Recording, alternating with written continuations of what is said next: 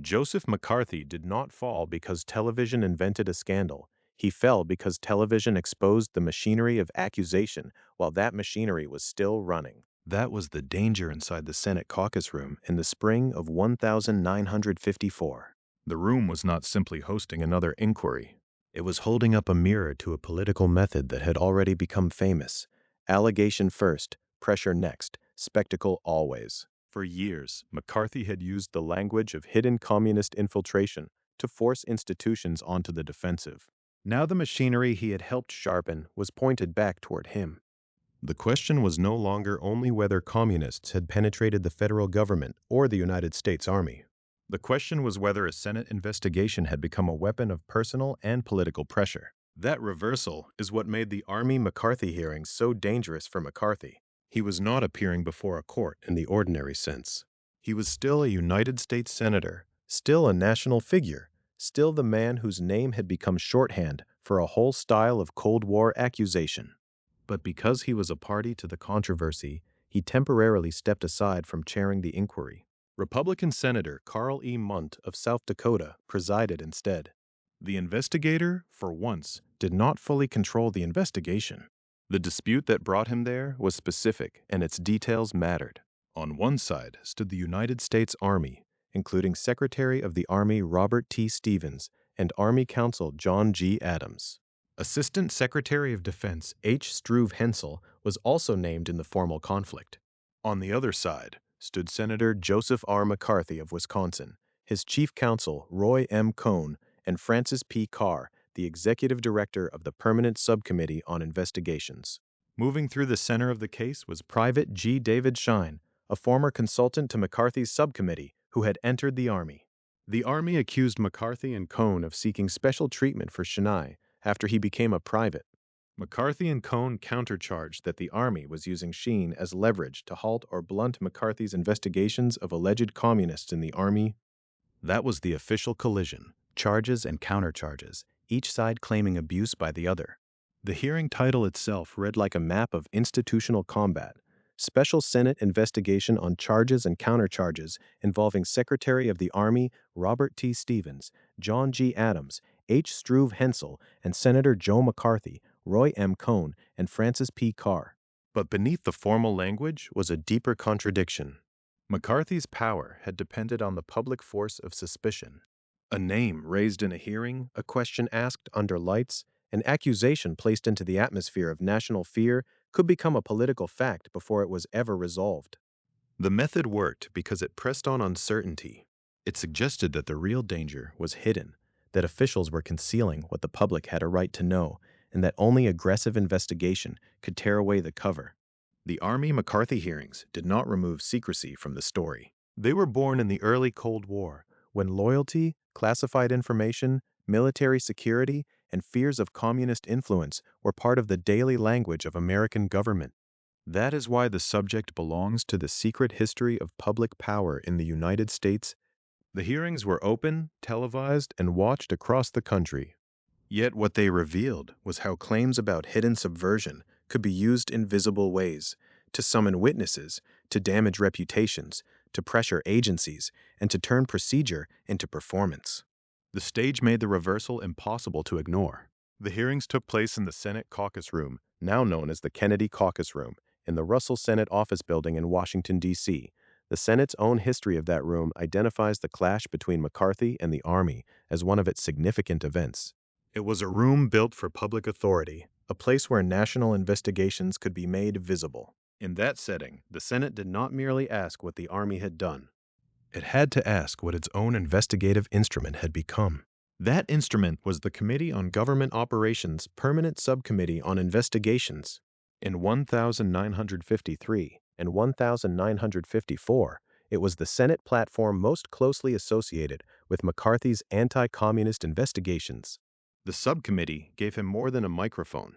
It gave him institutional weight, staff, hearings, official inquiries, and the power to make private suspicion into a public proceeding. Roy Cohn and Francis Carr were not background figures in that machine. They helped operate it. Schine, before entering the Army, had been part of its orbit as a consultant. Once Schine became Private G. David Schine, the politics changed. The Army's accusation was dangerous because it shifted the public story away from the familiar question McCarthy preferred: who was soft on communism, who had protected subversives, who had failed to purge the disloyal. Instead, the country was asked to consider whether McCarthy's own operation had tried to protect one of its own from the ordinary burdens of military service. If true, that would mean the weapon of public investigation had been used not only against alleged enemies, but also as leverage for private advantage. McCarthy's countercharge was just as serious. He and Cohn argued that the Army was using Schine to stop or weaken investigations into alleged communists in the Army. In that version, the pressure ran the other way. The Army was not the victim of improper influence. It was an institution trying to shield itself by striking at McCarthy's staff and motives. This is what made the hearings so combustible. Both sides claimed to be defending the public interest. Both sides accused the other of manipulating power. And every claim unfolded under conditions McCarthy could not fully manage. Television changed the meaning of the room. According to the Television Academy Foundation, ABC and Dumont carried gavel to gavel live coverage from April 22nd to June 17th, 1954. That fact is essential. The public did not only receive a few selected lines and newspaper summaries after the day was over. Viewers could watch the hearings in real time. They could observe interruptions, tone, hesitation, anger, patience, and procedure. They could see how pressure worked while it was being applied. For McCarthy, that exposure was double-edged. He had benefited from spectacle before. Public hearings could magnify him. Cameras and headlines could transform a senator into a national force.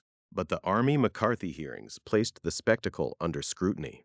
The same qualities that had made McCarthy powerful could now become evidence against him in the court of public judgment. A style that seemed forceful in fragments could look reckless when seen at length. A question that sounded sharp in a headline could sound different when followed by the witness's answer, the lawyer's objection, or the presiding senator's attempt to restore order. This is why the hearings were not simply a media event. They were an institutional turning point. McCarthy's standing had been built inside the Senate's authority, and it would later be weakened by the Senate itself. The Senate Historical Office describes the Army-McCarthy hearings as contributing to the erosion of McCarthy's public standing and to his censure later that year. That later judgment matters, but it was not yet visible at the start. In the spring, the central drama was still unfolding, moment by moment. A senator famous for investigating others had become entangled in an investigation of his own operation. The Army had its own representative in the room, Joseph N. Welch, a Boston lawyer from Hale and Dorr. His calm style would become central to public memory of the hearings, especially after the confrontation on June 9, 1954, when McCarthy brought up Fred Fisher, a young lawyer associated with Welch's firm. Welch's rebuke, remembered in the phrase, "Have you no sense of decency?" would later become the most famous line of the proceedings. But the force of that moment did not come from one sentence alone. It came from everything television had already allowed the public to watch. The first act, then, is not a fall from nowhere. It is a weapon, turning back. In the Senate caucus room, accusation met procedure. Anti-communist urgency met institutional self-defense. A private dispute over G. David Schine opened a public examination of power. McCarthy had built his national influence by insisting that hidden dangers required aggressive exposure. In 1954, live television applied that same principle to him. To understand why that reversal carried such force, we have to go back to the moment McCarthy first became a national figure, when a speech in Wheeling, West Virginia, helped turn fear of communist infiltration into a political engine with a senator's name attached to it. The road back from the Senate caucus room leads first to Wheeling, West Virginia, and to a winter speech that changed the scale of Joseph R. McCarthy's career. Before the televised confrontation with the Army, before Roy M. Cohn and Francis P. Carr sat at the center of a national controversy, before Private G. David Schine became the name around which charges and countercharges gathered, McCarthy's power depended on a simpler act: public accusation. On February 9, 1950, McCarthy, a Republican United States Senator from Wisconsin, spoke in Wheeling and alleged communist infiltration in the federal government. That allegation was not made in a vacuum.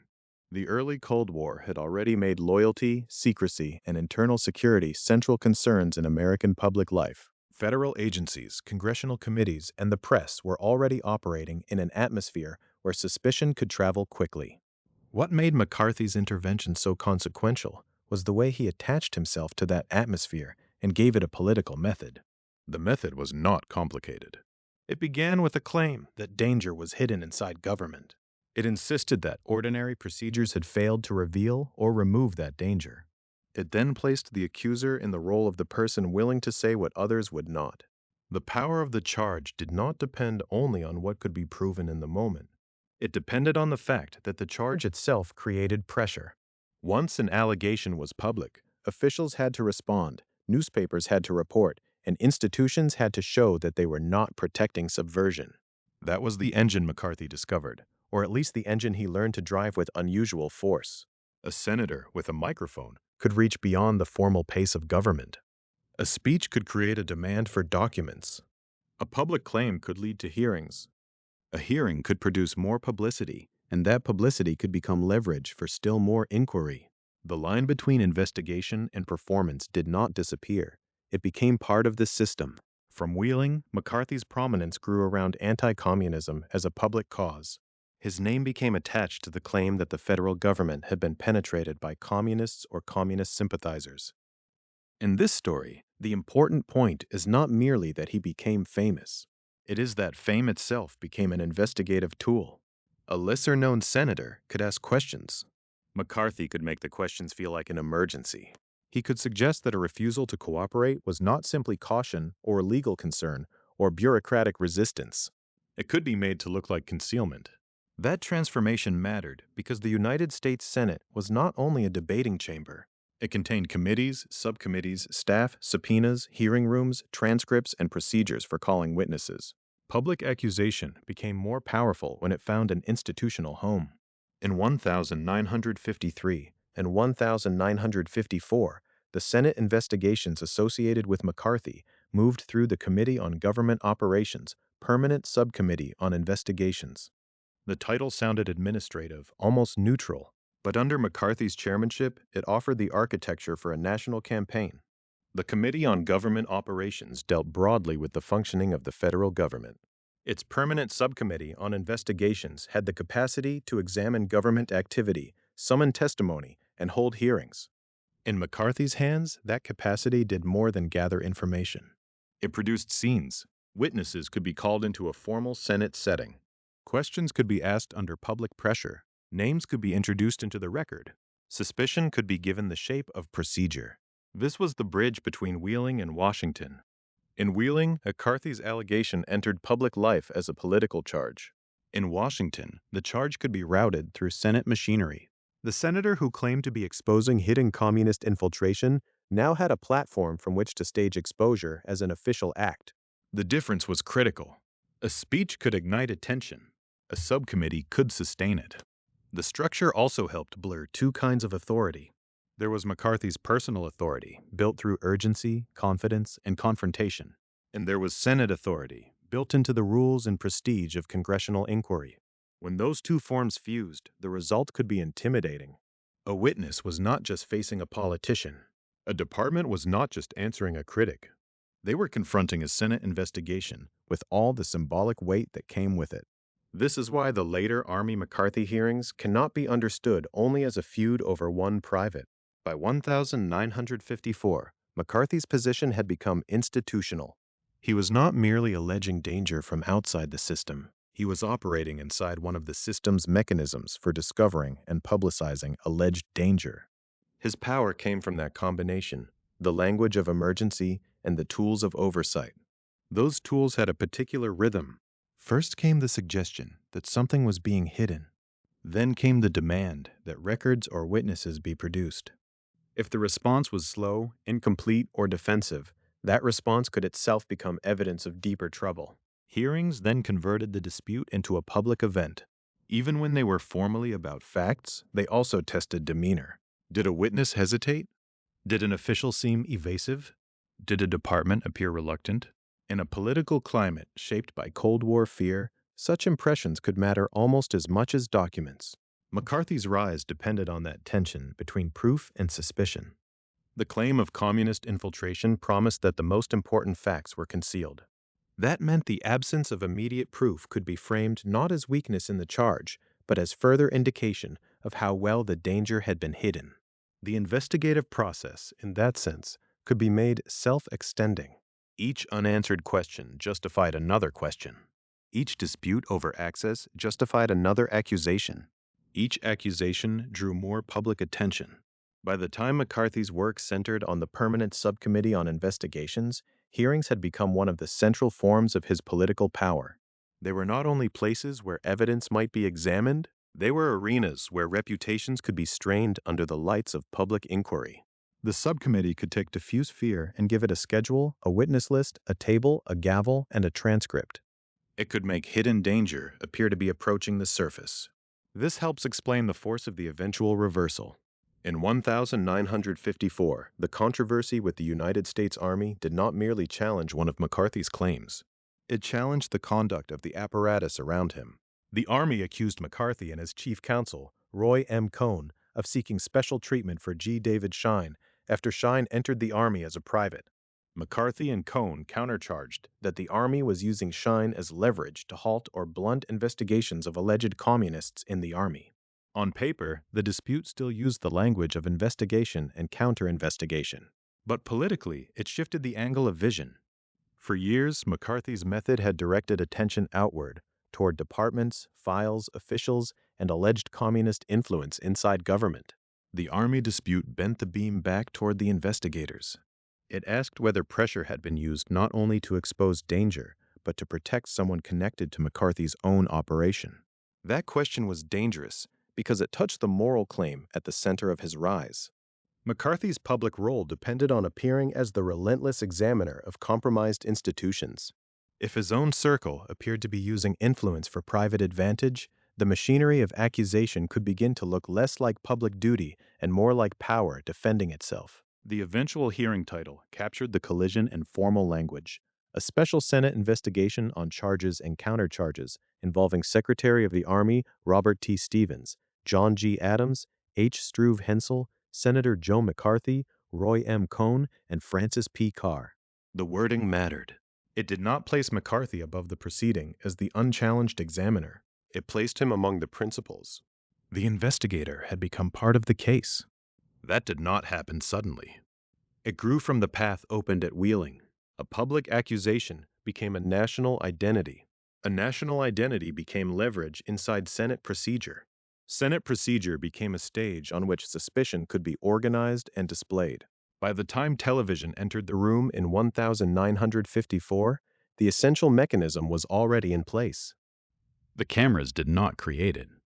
They made it visible. What began as a charge in West Virginia had become a subcommittee machine in Washington. Its strength came from more than one senator's voice. It came from staff, jurisdiction, hearing practice, and the authority of the Senate itself. To see why the Army conflict could wound McCarthy so deeply, we have to look closely at that machine, the Permanent Subcommittee on Investigations, the institutional platform that turned accusation into procedure and procedure into pressure. The machine in Washington did not look, at first glance, like a weapon. It looked like a subcommittee. That distinction mattered. Joseph R. McCarthy's power in the early Cold War was not only the power to speak into a microphone or to make a charge that newspapers would repeat. By the time he became chairman of the Senate Committee on Government Operations, Permanent Subcommittee on Investigations, his accusations moved through an institutional frame. The frame gave them a Senate letterhead, a hearing room, staff work, witness lists, and the implied force of congressional inquiry. The Permanent Subcommittee on Investigations was not a private platform. It was part of the Senate's machinery of oversight. Its parent body, the Committee on Government Operations, dealt with the functioning of the federal government. Under that umbrella, the subcommittee had room to examine agencies, personnel questions, security concerns, and the conduct of officials. In the climate of the early 1950s, that authority carried unusual political force. Questions about government operations could become questions about loyalty. Questions about personnel could become questions about infiltration. Questions about files, access, and security procedures could become public tests of patriotism. For McCarthy, this was the crucial transformation. The accusation that had made him famous after Wheeling was no longer only a speech. It could be attached to subpoenas, hearings, sworn testimony, and official transcripts.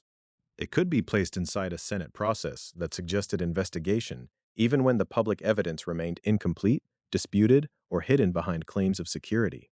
The form itself gave weight to the charge. This was how a political method became a working apparatus. A subcommittee has habits. It schedules sessions. It calls witnesses. It questions officials. It produces records. It places people under pressure, not only through what is finally proved, but through the public fact of being summoned, named, challenged, or associated with suspicion. In McCarthy's hands, those habits became part of a wider performance of anti-communist vigilance. The issue was not only what the subcommittee found, it was what the subcommittee could make visible, what it could make frightening, and what it could force institutions to answer in public. That was especially powerful because McCarthy's subject was, by its nature, difficult to see. Alleged communist infiltration was presented as a hidden problem inside government. The language of secrecy worked in his favor. If dangers were concealed in files, offices, security clearances, or personnel decisions, then ordinary denial could seem inadequate. A department that insisted there was no problem might appear complacent. An official who resisted questioning could be portrayed as evasive. A witness who objected to a premise could be made to look as though he was protecting something. The subcommittee machine thrived in that space between secrecy and spectacle.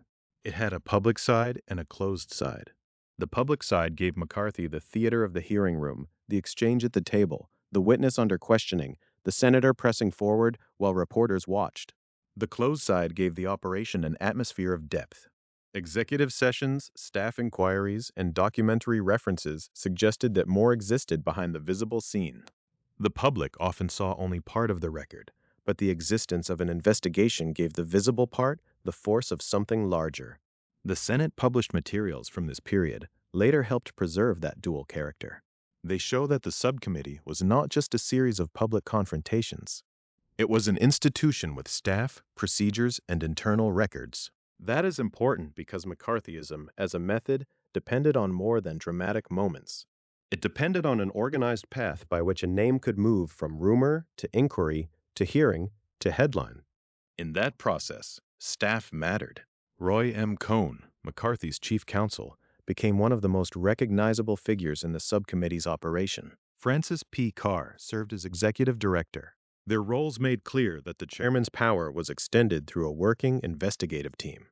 The senator could define the political direction, but staff could develop lines of questioning, pursue witnesses, handle materials, and press agencies for information. The subcommittee's authority was therefore not confined to McCarthy's seat on the dais. It moved through letters, requests, private contacts, and preparation before a hearing ever began. This helps explain why the later Army dispute became so damaging. The controversy did not simply accuse one senator of harsh rhetoric. It raised questions about the conduct of the operation around him. The names in the formal hearing title made that plain: Secretary of the Army Robert T. Stevens, John G. Adams, H. Struve Hensel, Senator Joe McCarthy, Roy M. Cohn, and Francis P. Carr. The inquiry was not framed only around a policy disagreement. It was framed around charges and countercharges involving the Army and the McCarthy side, including members of the subcommittee's own apparatus. That changed the direction of public attention. Before the Army-McCarthy hearings, McCarthy's usual position was that he was investigating others. He asked whether government agencies had tolerated subversion. He suggested that officials had failed to protect the country. He pressed institutions to prove that they had not been infiltrated or compromised. The moral energy of the performance ran outward, from the subcommittee toward the accused. The Army controversy bent that energy back toward the investigators. The Army accused McCarthy and Cohn of seeking special treatment for G. David Schine after Schine entered the Army as a private. Schine had been connected to the subcommittee as a consultant. Once he was in uniform, the question became whether the influence of McCarthy's operation had been used to secure privileges or accommodations for someone close to it. That accusation was politically dangerous because it suggested that the investigators who demanded accountability from others might themselves have used pressure for a personal or internal purpose. McCarthy and Cohn answered with a countercharge. They argued that the Army was using the Schine matter as leverage to halt or blunt investigations of alleged communists in the Army. In their version, the real issue was not favoritism toward Schine, but resistance by the Army to legitimate scrutiny. The dispute therefore became a contest over motive. Was the subcommittee abusing its influence on behalf of one of its own, or was the Army trying to protect itself from exposure?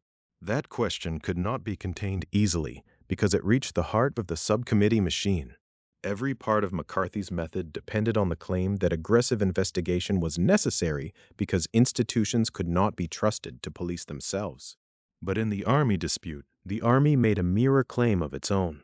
It suggested that the investigators needed scrutiny, too. Once that happened, the subcommittee's strengths became vulnerabilities. Its public forum meant the conflict could not remain quiet. Its investigative authority meant that the controversy carried institutional seriousness. Its staff structure meant that the behavior of Cohn and Carr could not be dismissed as irrelevant to McCarthy's power. Its habit of turning pressure into public performance meant that, when the cameras arrived, viewers would not merely hear about McCarthy's method, they would watch the method operate under challenge. This was the deeper reason the Army-McCarthy hearings mattered. They did not begin as a general referendum on McCarthy's career, but they placed his machinery in a position it was not built to occupy. A system designed to investigate others had to answer questions about itself. A chairman used to controlling the pace of inquiry became a party to the controversy. A staff known for pressing agencies faced an accusation that it had pressed the Army for private advantage. The line between oversight and coercion, always tense, became the central subject. The Senate understood that problem procedurally. Because McCarthy was one of the figures involved in the controversy, he temporarily stepped aside from chairing the inquiry, and Republican Senator Carl E. Munt of South Dakota presided. That change would become symbolically important later because it altered the usual balance in the hearing room. But even before that shift is considered in detail, the reason for it reveals the institutional danger. McCarthy could not simply sit above the dispute as the investigator. He was inside it. The subcommittee machine had given him a way to convert suspicion into procedure. It had allowed his charges to move through the formal channels of Senate inquiry. It had given him an arena in which agencies could be summoned, officials questioned, and uncertainty made politically potent. For a time, that machinery magnified him. It attached his name to a national fear and gave that fear a process. But machines can reverse direction when the pressure changes. By the spring of 1954, the same apparatus that had made McCarthy formidable was drawing him into a public test of conduct. The issue was no longer only whether hidden communists had penetrated the government. It was whether the pursuit of hidden enemies had licensed a style of pressure that could damage institutions, individuals, and the Senate's own standards of inquiry. That is why the Army mattered. It was not just another target in a series of investigations. It was a large, visible federal institution with its own officers, counsel, and chain of command. It could answer back. And the point at which it answered back led toward a specific place in the Cold War security landscape, the Army Signal Corps inquiry in Fort Monmouth, New Jersey, where McCarthy's investigative drive began to collide directly with the officials who would soon stand across from him in the hearings. The path from the subcommittee machine to the televised hearings ran through the Army, and more specifically, through a Cold War institution whose work sat close to the anxieties of the time, the Army Signal Corps. Fort Monmouth, New Jersey, became one of the places where McCarthy's investigative method met an organization with its own hierarchy, its own security concerns, and its own instinct for self-defense. Fort Monmouth was not just a name on a map. It was an Army installation tied to communications, electronics, and military signaling, the kinds of technical fields that carried special weight in the early Cold War. In an age when loyalty investigations, classified materials, and fears of espionage pressed against one another, the Signal Corps could easily be framed as a sensitive target. If communists or security risks had reached into such an area, the implication was not merely bureaucratic embarrassment. It suggested vulnerability inside the machinery of national defense. That was the terrain on which Joseph R. McCarthy chose to operate. By the time his attention turned toward the Army Signal Corps and Fort Monmouth, he was already working from a familiar pattern. He pursued alleged communist infiltration through the Senate Committee on Government Operations, Permanent Subcommittee on Investigations. The structure gave him more than a platform. It gave him access to witnesses, documents, public hearings, and the force of Senate inquiry. What had begun in earlier years as a politics of accusation had become an institutional process. Fort Monmouth gave that process a military setting. The Army, however, was different from some of the other targets that had moved through McCarthy's field of fire. It was not a single official who could be isolated easily, or a department without public standing. It was a national institution with uniforms, command channels, civilian leadership, and a central place in the country's sense of security. The Army could be questioned, but it could also organize or reply. It had officers who knew how to follow orders, lawyers who knew how to protect institutional interests, and civilian officials who had to weigh both political danger and military authority. This is where the conflict began to acquire the shape that would later appear in the formal hearing title, a special Senate investigation on charges and countercharges involving Secretary of the Army Robert T. Stevens, John G. Adams, H. Struve Hensel, Senator Joe McCarthy, Roy M. Cohn, and Francis P. Carr. The title itself reads almost like an index of collision. On one side stood the Army's civilian leadership and legal representatives. On the other stood the senator, his chief counsel, and the subcommittee staff that had helped turn investigations into public pressure. Robert T. Stevens, the Secretary of the Army, became one of the central figures on the Army side. His role mattered because he was not only an individual caught in an argument with a senator. He represented the civilian leadership of the service McCarthy was investigating. Any concession he made, any resistance he offered, could be read as a statement about the Army's willingness to submit to McCarthy's methods. In a dispute built around loyalty, pressure, and public accusation, Stevens had to defend both the Army's security record and its institutional dignity.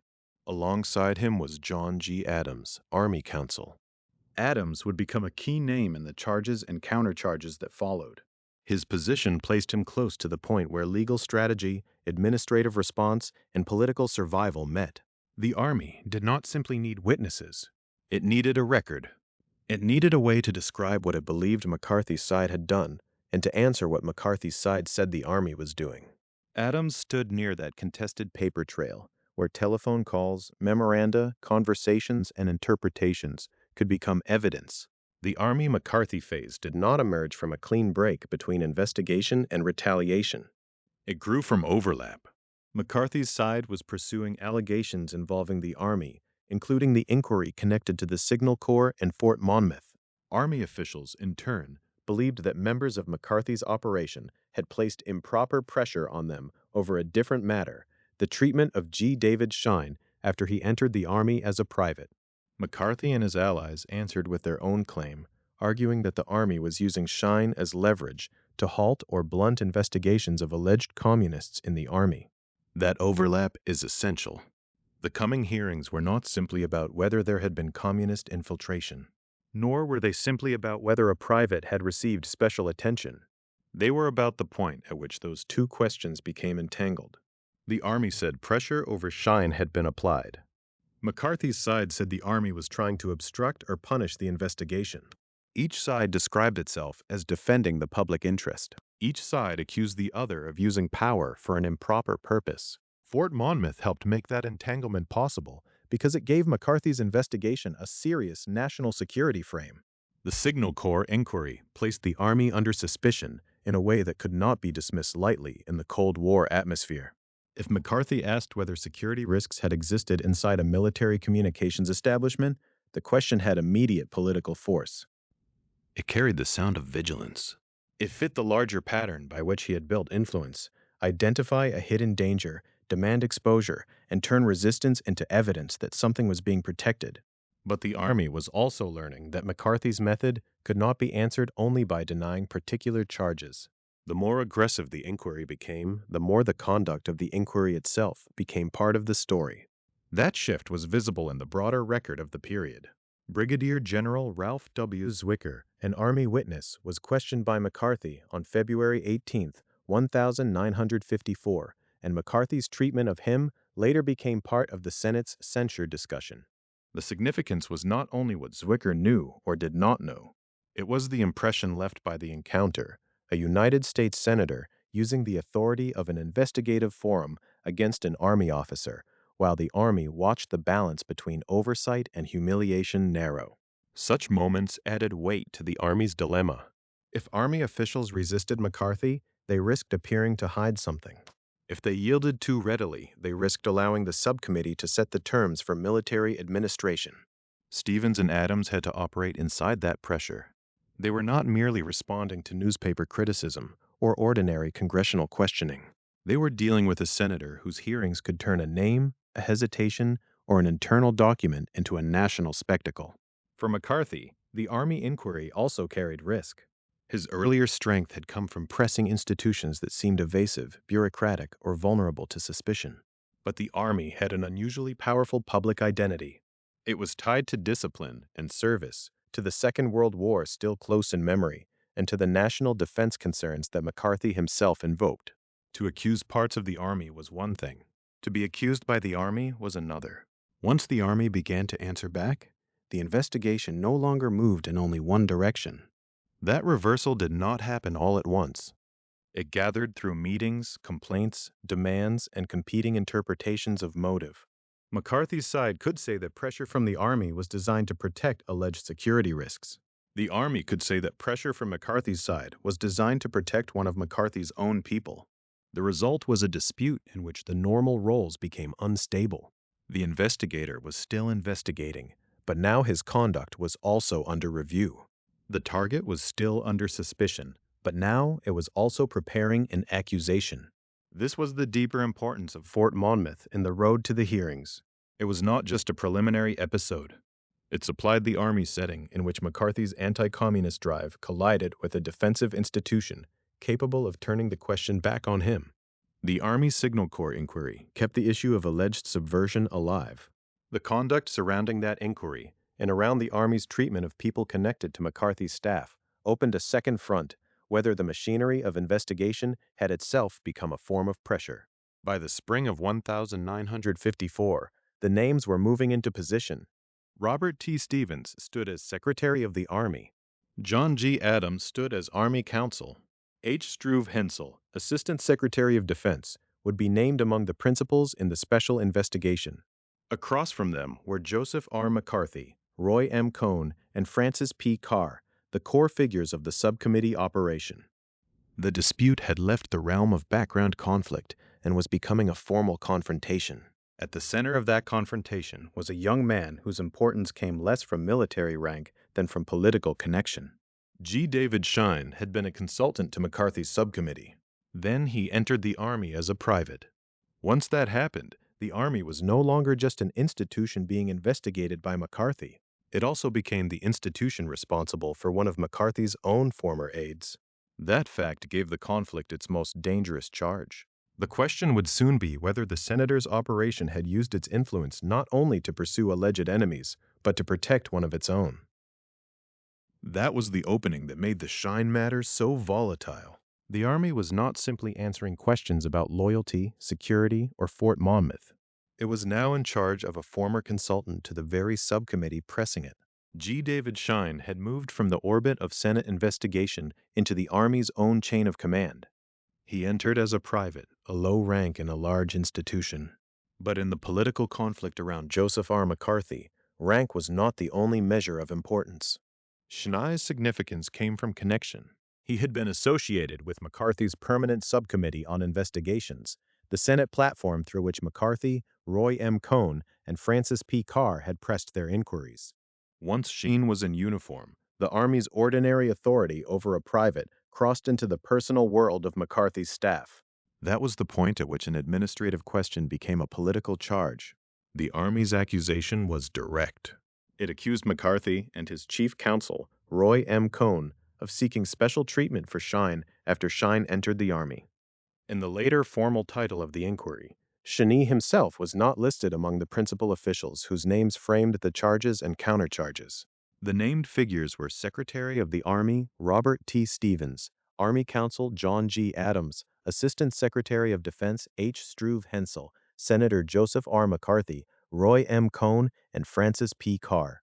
But the young private stood near the center of the dispute because he represented the thing that could reverse the moral pressure of McCarthy's politics. For years, McCarthy's public strength had rested on a simple structure of suspicion. He asked who had allowed communists into government. He asked who had protected them. He asked why officials had not acted sooner, harder, or more publicly. The questions were built to make hesitation look like guilt and caution look like concealment. In the army dispute, that structure was turned around. The country was asked to consider whether McCarthy's own operation had used influence to protect someone close to it. That was the Schine Problem. It was not only a personnel dispute, it was a problem of narrative. McCarthy's method depended on the idea that he and his staff were forcing reluctant institutions to face hidden danger. The Army's accusation suggested another possibility, that the investigators themselves might have pressured an institution for private advantage. If true, the issue would not be communist infiltration. It would be the conduct of the anti-communist investigators. It would be whether the subcommittee machine, so effective when aimed outward, had been used inwardly on behalf of one of its own. The danger lay in that inversion. McCarthy was accustomed to controlling the terms of conflict. He identified targets. He set the tone of suspicion. He placed witnesses under pressure. He could make an agency's refusal to cooperate appear as evidence of something darker. But the Schine dispute made the Army more than a target. It made the Army a complaining institution. It allowed Army officials to describe themselves not merely as reluctant subjects of investigation, but as the recipients of improper pressure. Secretary Robert T. Stevens and Army Counsel John G. Adams were important for that reason. They gave the Army side institutional shape. They were not anonymous officers buried inside a vast bureaucracy. Stevens was the civilian head of the Army. Adams was the Army's counsel. Their presence meant that the dispute over Schine could be framed as a formal conflict between public authorities. It was no longer only a private quarrel over a former Senate consultant. It was becoming a case about the boundaries between congressional investigation and executive branch administration. In the early Cold War, those boundaries were already strained. Loyalty, security, and secrecy placed heavy pressure on government institutions. Investigators wanted names, files, testimony, and concessions. Agencies wanted to preserve procedure, hierarchy, and control over classified or sensitive matters. McCarthy had made political power out of attacking those defenses as evidence of weakness. But in the Schine matter, the Army could argue that its own chain of command was being pushed for reasons unrelated to national security. That was why the accusation carried such force. If the Army had simply said that McCarthy was too aggressive in investigating alleged communists, many of his supporters might have heard only the complaint of an embarrassed bureaucracy. But an allegation of special treatment for Private Schine reached a different public instinct. It raised the possibility of privilege. It suggested that the same people who demanded severity from everyone else might be asking for leniency, comfort, or exception when the case involved a familiar face. The public meaning of Schine's military status mattered here. He entered the Army as a private. The title itself carried democratic weight. A private was expected to submit to discipline, routine, orders, and inconvenience. Military service, especially in the years after the Second World War and during the Cold War, was a common institution of obligation. Many Americans understood the idea that a private should not be exempt from the ordinary burdens of service because he had powerful friends in Washington. The Army's claim therefore struck at the image of equal obligation. McCarthy's operation had thrived by accusing others of failing the country. Now it could be accused of asking the country's army to bend for someone connected to the operation. In a political culture shaped by sacrifice, security, and anti-communist fear, that was a dangerous contrast. It did not require the public to sympathize with communists, alleged communists, or government officials under investigation. It required only that the public notice a contradiction. Roy M. Cohn's role made the issue sharper. As chief counsel, Cohn was not a background figure. He was part of the subcommittee's public and operational force. He worked within the investigative structure that McCarthy used to press witnesses and agencies. The Army's accusation that Cohn, along with McCarthy, sought special treatment for Schine placed the subcommittee's staff conduct under scrutiny.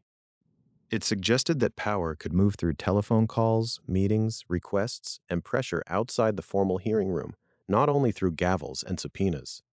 Francis P. Carr's presence in the broader McCarthy side group also mattered because it showed that the controversy touched the staff architecture of the subcommittee, not simply one senator's public rhetoric. Carr was the executive director. Cohn was chief counsel. Schine had been a consultant. Together, these names pointed back to the machine described earlier, the Senate investigative apparatus that had made suspicion procedural. The Army dispute asked whether that apparatus had remained within proper limits. This was politically dangerous for another reason. McCarthy's authority was partly theatrical, but it was also moral. His charges worked because he presented himself as exposing failures that others would not confront. If the Schine accusation gained ground, it could make that moral authority seem selective. It could make McCarthy appear less like a lone investigator demanding accountability and more like a political actor using accountability as a weapon while resisting it for his own circle. McCarthy and Cohn did not accept the Army's framing. Their answer would become one half of the formal conflict. They countercharged that the Army was using Schine as leverage to halt or blunt investigations of alleged communists in the Army. In that version, the Schine matter was not evidence of improper pressure from McCarthy's side. It was evidence of retaliation by the Army. The Army, they argued, was trying to protect itself from investigation by turning a personnel dispute into an accusation against the investigators. That counterclaim showed how high the stakes had become. Both sides were accusing the other of using Schine for institutional advantage. The Army said McCarthy and Cohn had pressed for special treatment. McCarthy and Cohn said the Army had used Schine to obstruct or soften inquiries into alleged communist infiltration. Schine, the private, became the hinge between two stories of abuse of influence by the investigators, or abuse of personnel authority by the Army. For television, this would become a powerful conflict because it was legible. Viewers did not need to know every detail of security practice at Fort Monmouth to understand the moral question around influence. They did not need to master the structure of the Senate Committee on Government Operations to see the irony of an investigator being investigated. The Schine issue gave the coming hearings a human and institutional center. It narrowed a vast Cold War argument into a question of conduct, who had used power, and for what purpose. The dispute also shifted the emotional terrain. McCarthy's earlier confrontations often drew energy from fear of hidden enemies. The Schine question drew energy from suspicion of favoritism and pressure.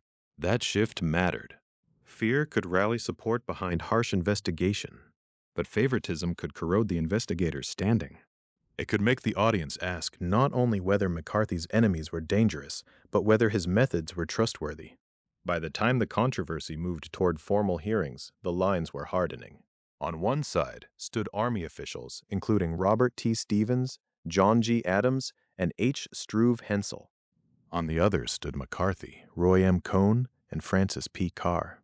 Behind the names was the unresolved figure of Private G. David Schine, whose military service had turned into a test of power. The issue was no longer only whether the Army had been sufficiently vigilant against alleged communists. It was whether McCarthy's own operation had tried to bend the Army when the Army held authority over one of its own former men. That is what made the coming proceeding more than a continuation of McCarthy's investigations. It was a reversal of position. The accuser would have to answer accusation. The subcommittee's methods, once aimed outward, would become evidence in a public dispute, and the formal title that gathered the principals together would capture the shape of the battle, not one charge moving in one direction, but charges and countercharges, each side claiming that the other had misused power in the shadow of the Cold War. The phrase charges and countercharges did more than label a Senate proceeding. It described a struggle over who had abused power and for what purpose. By the time the conflict was formally gathered under that title, the Schine Problem had become the hinge between two very different stories. In one story, the Army was an institution under pressure from a senator's operation, asked to provide special treatment for Private G. David Schine because of his connection to McCarthy's subcommittee. In the other, McCarthy's side claimed the Army had seized on Schine as a bargaining chip, a way to slow, soften, or stop investigations into alleged communists in the Army. That was the shape of the formal conflict, not a simple accusation moving from investigator to target, but a contest in which both sides claimed to be defending the public interest against misconduct by the other. The full hearing title made the collision unusually plain. It was a special Senate investigation on charges and countercharges involving Secretary of the Army Robert T. Stevens, John G. Adams, H. Struve Hensel, and Senator Joe McCarthy, Roy M. Cohn, and Francis P. Carr. The title read almost like a roster of institutional pressure. On one side stood the Army and the Defense Department structure around it. Stevens as Secretary of the Army, Adams as Army Counsel, and Hensel as Assistant Secretary of Defense. On the other stood the Senate investigative operation that had made McCarthy a national force. McCarthy himself, his chief counsel, Roy M. Cohn, and Francis P. Carr, the subcommittee's executive director. Private Schine was not named in that title in the same way, but he sat at the center of the dispute. He was the former consultant whose entry into the Army had turned a loyalty investigation into a confrontation over influence.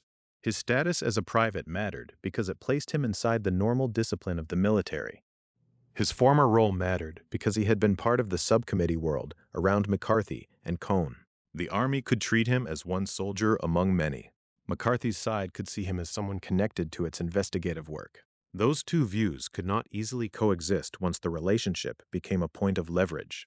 The Army's claim was direct and politically dangerous. It accused McCarthy and Cohn of seeking special treatment for Schine after he entered military service. That charge cut against the public image McCarthy had cultivated.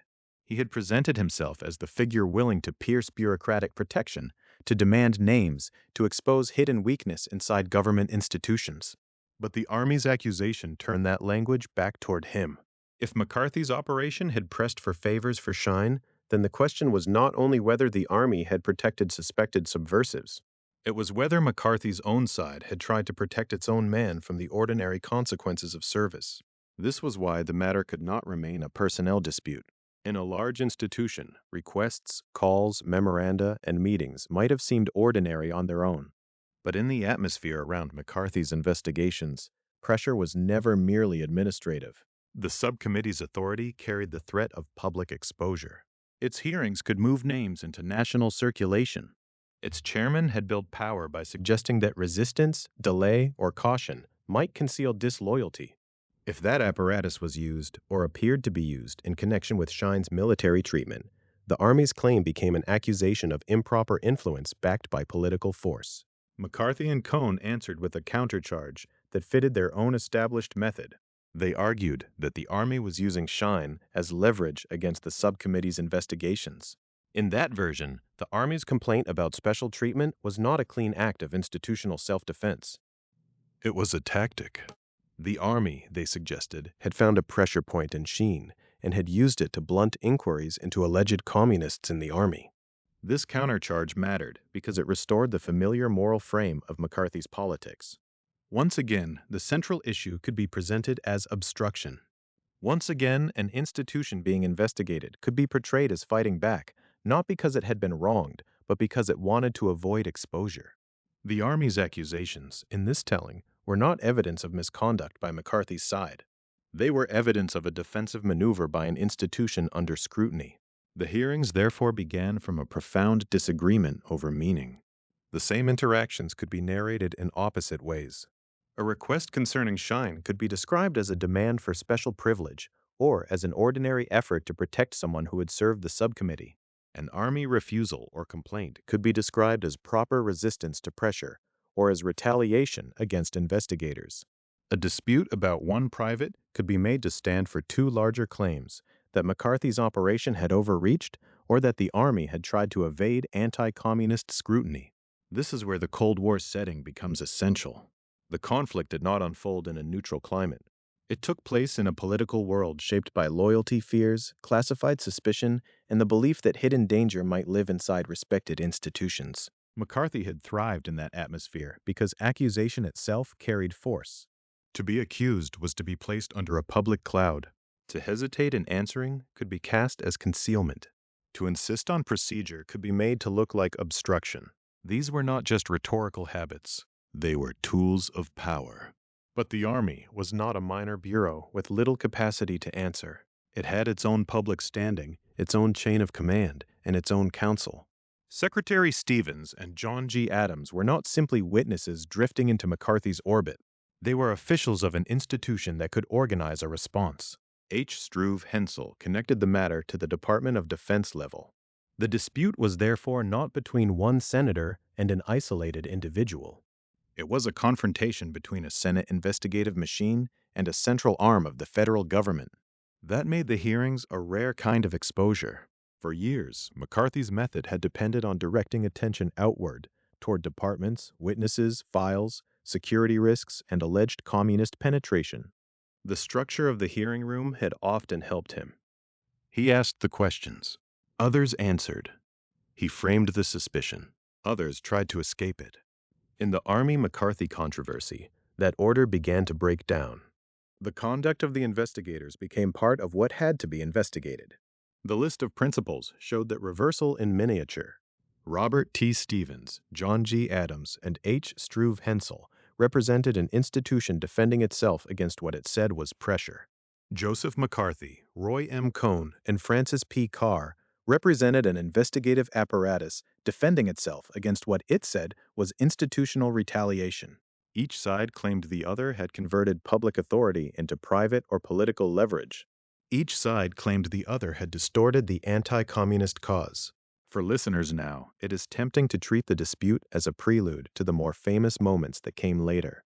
But the formal charge and countercharge structure is what made those later moments possible. The hearings were not simply a stage for personality. They were built around a specific collision of claims. The question was not only whether communists had infiltrated the army, and not only whether Schine had been favored. The deeper question was whether the tools of investigation had themselves become a weapon too difficult to restrain. That question placed McCarthy in a different posture from the one that had made him powerful.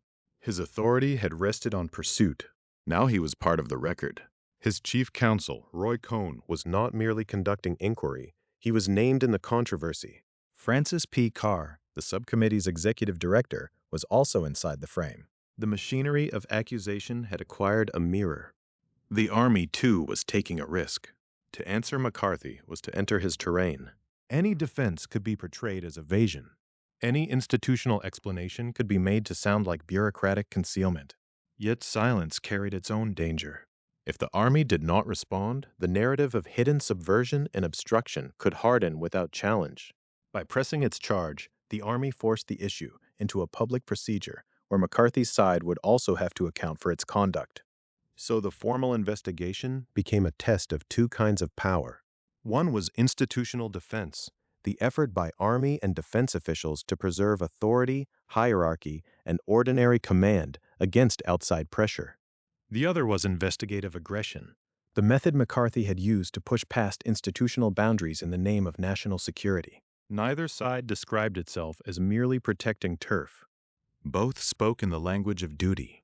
Both claimed that the other side was abusing the crisis atmosphere of the Cold War. The importance of the hearings lies in that crossing of claims.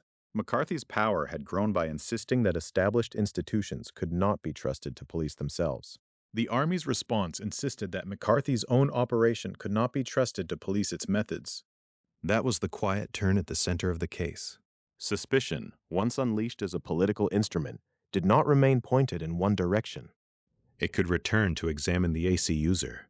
And because McCarthy himself was a party to the controversy, the usual arrangement could not simply continue. The senator who had chaired the subcommittee, the figure accustomed to controlling the rhythm of inquiry, could not preside over a proceeding in which his own conduct was at issue as though nothing had changed. The structure of the hearings had to acknowledge that reversal. Authority in the room would shift, at least formally, away from McCarthy's hand. The investigator would still speak, challenge, and accuse, but he would do so from inside a process he did not fully command. The shift was procedural, but it carried the weight of confession. Not a confession of guilt, and not a verdict before the evidence had been heard. It was a confession that the ordinary machinery could not be trusted to appear ordinary anymore. Joseph R. McCarthy had built power from the chair. From that position, he could recognize witnesses, press questions, interrupt answers, direct counsel, and shape the pace of inquiry. The chair was not just a seat at the table. In a Senate hearing room, it was a form of command. But in the Army-McCarthy dispute, McCarthy was no longer simply the senator asking questions of others. He was one of the figures named in the controversy. The formal matter before the special investigation involved Secretary of the Army Robert T. Stevens, Army Counsel John G. Adams, Assistant Secretary of Defense H. Struve Hensel, Senator Joseph R. McCarthy, Roy M. Cohn, and Francis P. Carr. The issue was not only what the Army had done, or what the subcommittee had uncovered. It was whether McCarthy's own side had used pressure in the case of Private G. David Schine, and whether the Army had used Schine as a means to resist or blunt investigations. That structure made the old arrangement impossible to sustain. The senator who was part of the case could not convincingly preside over it as though he stood above it. So McCarthy temporarily stepped aside from chairing the inquiry. Republican Senator Carl E. Munt of South Dakota presided instead. On paper, this could sound like a narrow adjustment. A chair had a conflict, another member took the gavel. But the meaning of that adjustment was much larger than its form. McCarthy's political style had depended on asymmetry. He was most powerful when he occupied the position of examiner and placed someone else in the position of respondent. The witness, the official, the Army officer, the government employee, each could be summoned into a public space and made to answer under pressure. The arrangement itself helped create the image of guilt. A person seated below the dais, facing questions from senators, looked like someone whose conduct required explanation. Now the arrangement had been disturbed. McCarthy still had his office, his reputation, his allies, and his instincts. He could still challenge. He could still accuse. He could still press the theory that the Army had acted to protect itself from his investigation into alleged communists in the Army. But the room no longer belonged to him in the same way. The inquiry had been reframed around conduct on both sides, and his own conduct was within its scope. That mattered because the Senate's investigative process was not only a legal or administrative mechanism, it was also a theater of public authority. The person in the chair appears to embody order. He decides when the hearing moves forward and when it stops. He can grant time, cut off digression, and determine whether an exchange is permitted to continue. In earlier phases of McCarthy's rise, that command had fused with his public image. The national figure who emerged after his February 9, 1950, speech in Wheeling, West Virginia, had not merely made accusations. He had made accusations from institutional platforms that gave them force. The Permanent Subcommittee on Investigations, operating under the Senate Committee on Government Operations, gave McCarthy one of those platforms. It gave him more than a microphone. It gave him the symbolic equipment of Senate inquiry, files, hearings, witnesses, counsel, and public proceedings. The method was political, but it was dressed in the language of investigation. Suspicion could be made to look official. A question could carry the weight of an accusation. A hearing could turn a name into a national issue. The Army McCarthy hearings placed that method under observation, and McCarthy's temporary removal from the chair was the first visible sign that this was not just another investigation being driven by his subcommittee. The investigator had become a party. The man who had helped make others answer now had to operate in a system where his own side's actions would be examined. Carl E. Munt's role was therefore more than a matter of Senate housekeeping. As the Republican senator from South Dakota, presiding over the hearings, he became the figure through whom the proceeding tried to separate itself from McCarthy's personal command. That separation was imperfect, as all such separations are in political institutions. Munt was not a neutral judge from outside the Senate. He was a senator presiding over a Senate inquiry in which the majority, the parties, the committee structure, and public pressure all mattered. But the gesture still had force. It told the audience that even within the Senate's own system, the conflict had crossed a line. McCarthy could not simply be both the central accuser and the unquestioned master of the forum. For McCarthy, this changed the visual grammar of power. The old model placed him at the center of inquiry, directing scrutiny outward. The new model placed him among the subjects of scrutiny, even when he remained active and aggressive.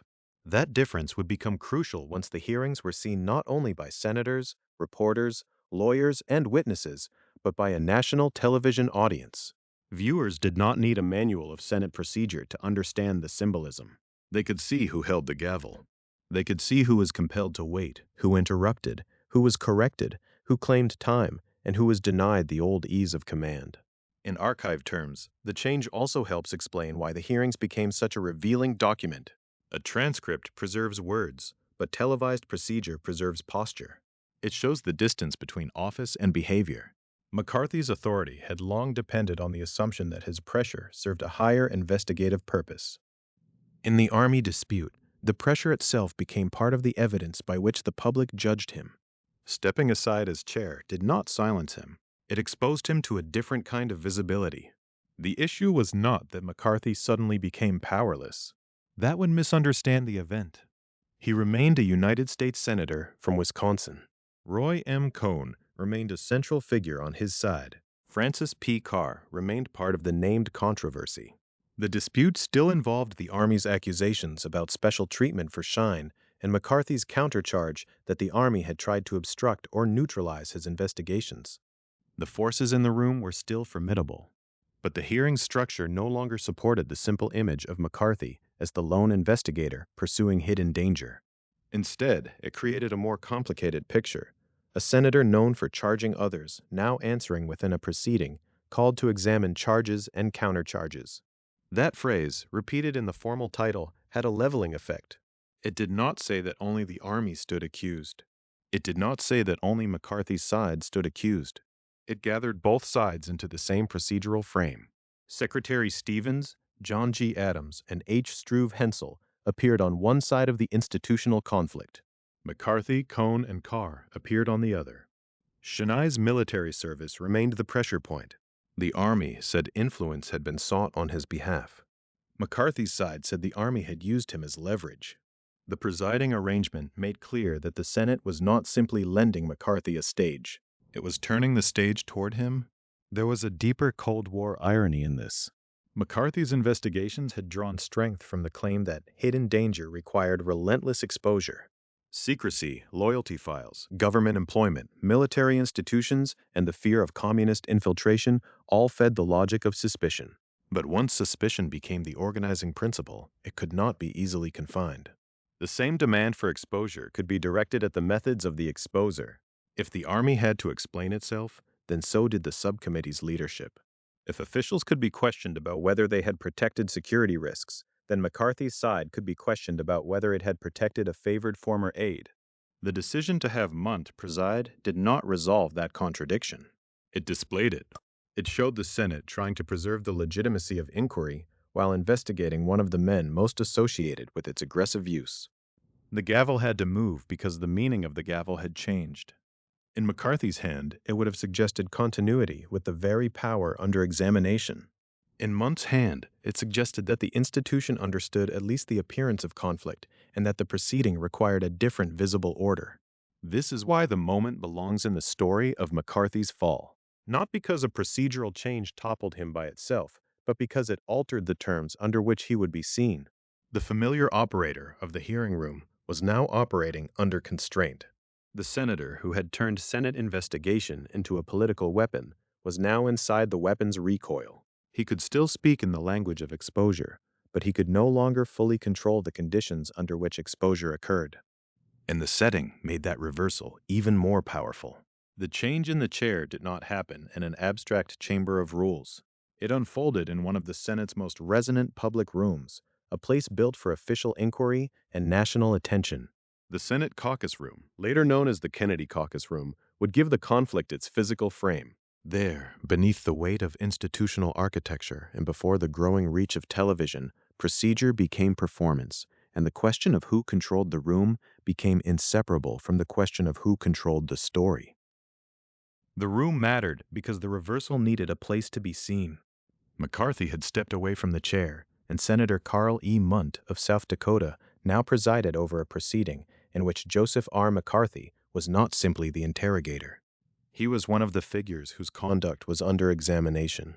But that shift in authority did not float above the Senate like a rule in a manual. It took physical form in Washington, D.C., inside the Senate Caucus Room of the Russell Senate Office Building, a room that later came to be known as the Kennedy Caucus Room.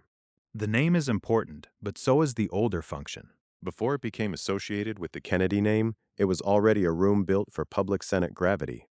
It was not the Senate floor, where votes and formal debate gave shape to legislation. It was a chamber for inquiry, for witnesses, for committees, for the kind of public examination in which the government watched itself and allowed the country to watch, too. In the Army McCarthy hearings, that purpose became unusually sharp. The room was not only housing a dispute, it was giving form to one. The Russell Senate office building itself belonged to an earlier age of congressional confidence. The building containing the room was built between 1906 and 1909. It was designed by John Carr and Thomas Hastings, architects associated with the monumental language of official Washington. Their building placed Senate work inside stone, symmetry, corridors, and chambers meant to make public business feel durable. In that setting, investigation did not look temporary, improvised, or merely personal. It looked institutional. That was part of the drama.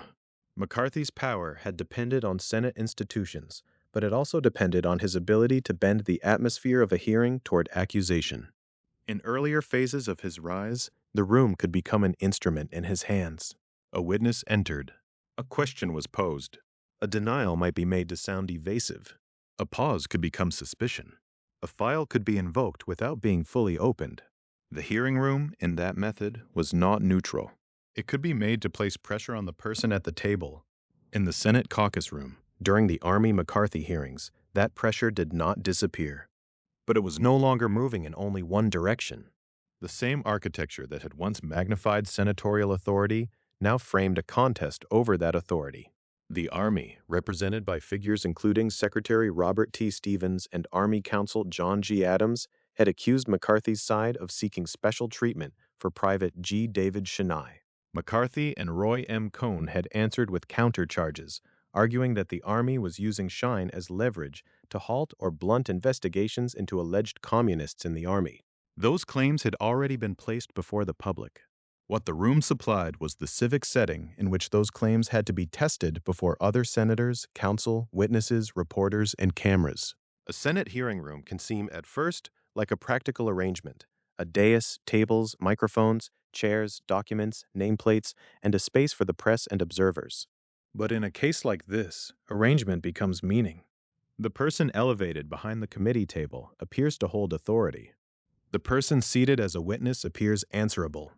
Counsel move between those worlds, speaking for institutions and trying to shape the record. Senators may sound like judges, advocates, or performers, depending on the moment. Every chair carries a message before anyone speaks. For McCarthy, that message had changed. He could still speak as a senator. He could still accuse. He could still interrupt and insist. But the room now gave other people their own visible authority. Munt's position as presiding senator mattered because the chair controlled the sequence of recognition, the rhythm of the proceeding, and the claim to order. McCarthy was no longer alone at the center of the room's gravity. The Senate caucus room turned that procedural fact into something the audience could see. The setting also connected the hearings to a deeper Senate memory. The Senate's own history of the Kennedy caucus room identifies the clash between Joseph McCarthy and the United States Army as one of the room's most significant events. That judgment is not merely a note of location. It places the hearings within a lineage of public investigations that helped define how the Senate displayed its power. The room became a place where hidden pressures were made visible: pressure over personnel, pressure over military hierarchy, pressure over loyalty, pressure over reputation, pressure over the meaning of anti-communism in the early Cold War. This is why architecture matters in a story about accusation. McCarthy's method often drew its force from the gap between what was known and what was suggested.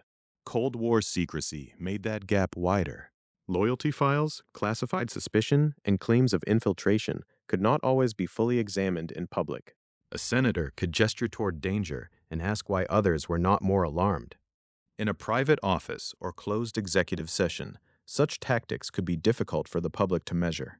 But in the caucus room, the process took on a more exposed shape. The public could watch the men, the gestures, the delays, the objections, and the struggle over what could be said. The room did not settle the facts by itself. Stone walls do not judge motives. High ceilings do not determine whether an accusation is fair. But the physical setting can make a contest legible.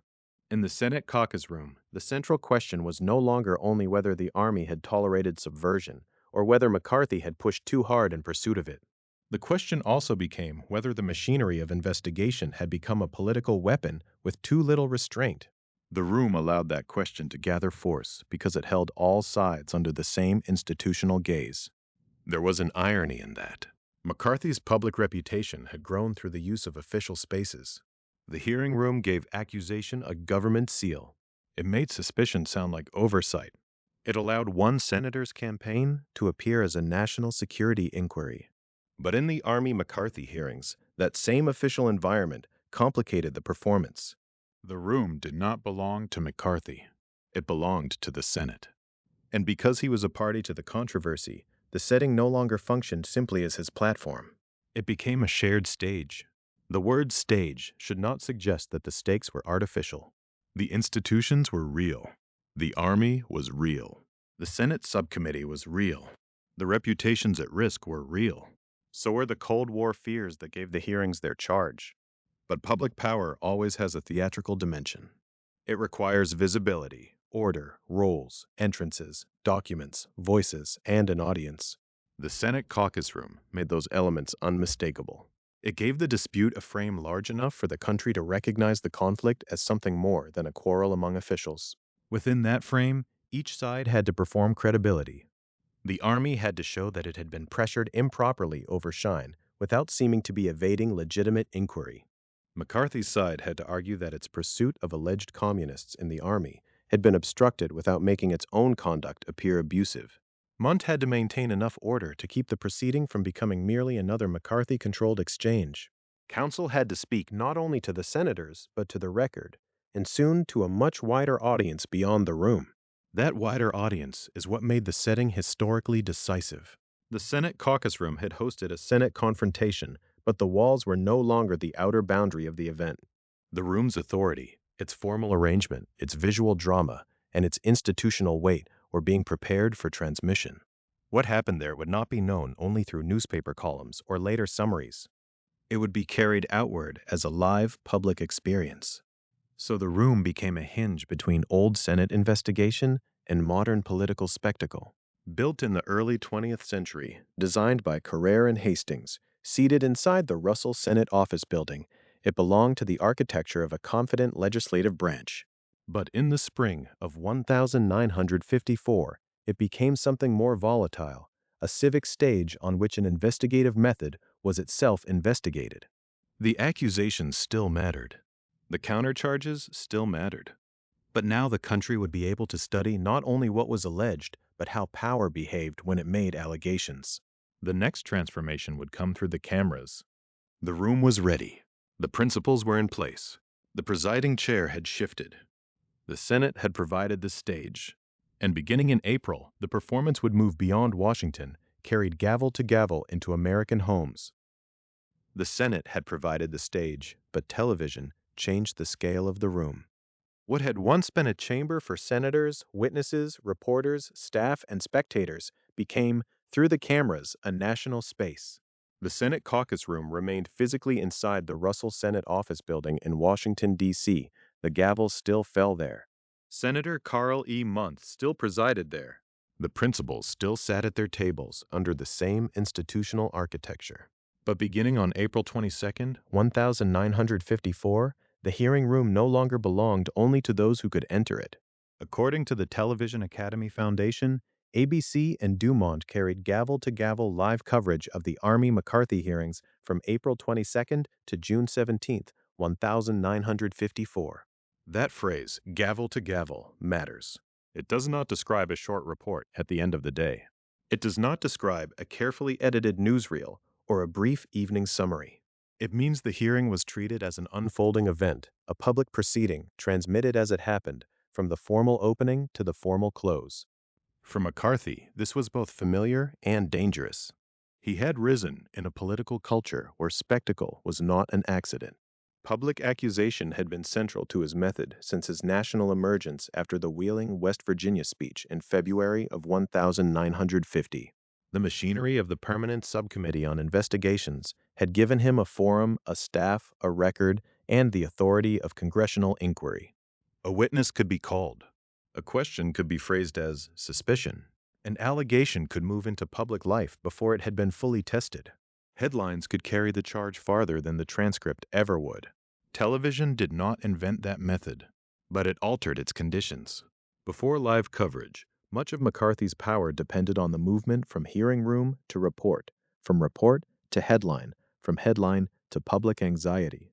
The country often encountered the performance after the fact. A newspaper account might quote the sharpest exchange, summarize the accusation, or describe the political reaction. Radio could carry voices and tone, but not the full visual discipline of the room, the pauses, the interruptions, the handling of papers, the posture of the senators, the shifting faces of witnesses and counsel. Television placed those elements together. Viewers could watch a method that had previously arrived to them in fragments.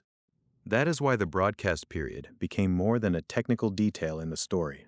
The conflict between the United States Army and McCarthy's side was already serious. The Army had accused McCarthy and Roy M. Cohn of seeking special treatment for Private G. David Schine after Schine entered the Army. McCarthy and Cohn had countercharged that the Army used Schine as leverage to halt or blunt investigations of alleged communists in the Army.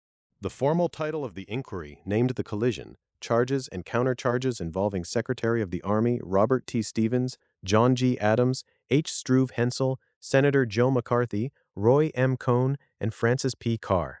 But television added another question beneath the stated issues. It asked viewers to judge conduct.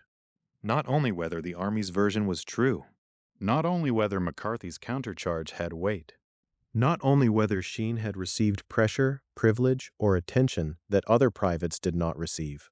The cameras allowed a mass audience to observe the way each side behaved under examination. They made procedure visible as character. This was the danger for a political weapon built on controlled aggression. In earlier settings, McCarthy could dominate the atmosphere by forcing others to answer under pressure. He could frame reluctance as evasion, uncertainty as concealment, caution as guilt. The subcommittee room could become a place where accusation carried its own momentum. But in the Army McCarthy hearings, he was not simply the one directing the inquiry.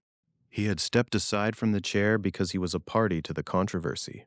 Senator Munt presided. The machinery still existed, but the old asymmetry had been disturbed. Television made that disturbance legible. The viewer did not need to know every procedural rule to feel when a hearing was slipping into combat. The viewer did not need to read every document to notice interruption, impatience, and challenge. A live broadcast had a way of flattening distance. The Senate caucus room, with its formality and weight, entered living rooms not as a polished monument, but as an active contest. Each hour accumulated. Each repeated gesture became evidence of temperament. Each exchange added to the public's understanding of how this kind of power worked. That accumulation was important because McCarthy's opponents had long struggled with the problem of summary grape. To criticize his tactics in the abstract was one thing. To say that he intimidated witnesses, pushed insinuations, or relied on spectacle could sound partisan, defensive, or weak. But live television gave the public a different kind of record. It did not require a single critic to characterize the whole scene. It let viewers see the scene. The hearings were still mediated, of course. Cameras had positions. Networks made programming decisions. Not every American watched every hour. But gavel-to-gavel coverage created an extraordinary public archive in real time. For weeks, from late April into mid-June, the dispute continued in front of the country. The length itself mattered. A brief appearance can be managed. A single confrontation can be explained away. But a long hearing exposes habits. It reveals whether a manner is incidental or repeated. It shows whether authority is worn lightly or used as pressure. In that sense, television did not merely broadcast the Army McCarthy hearings. It tested them.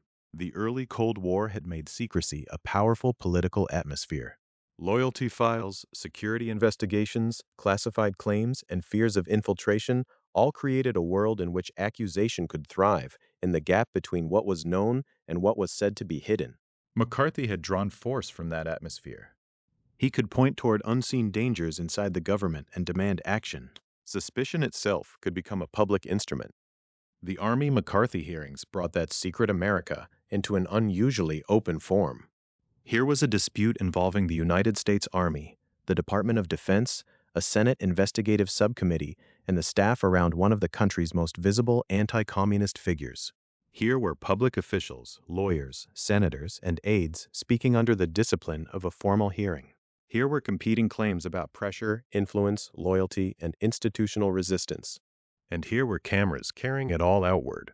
The result was not instant collapse. It would be too simple to say that the first day of coverage broke McCarthy. His standing eroded over time, through the hearings and through what followed. The Senate Historical Office describes the hearings as contributing to the erosion of his public standing and to his censure later that year. That later institutional judgment would come through formal Senate action, not through television alone.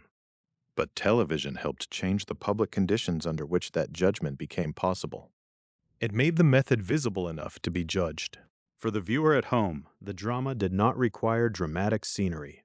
The setting was official and controlled. Senators seated, counsel prepared, witnesses questioned, papers arranged, microphones present, the presiding chair attempting to hold order.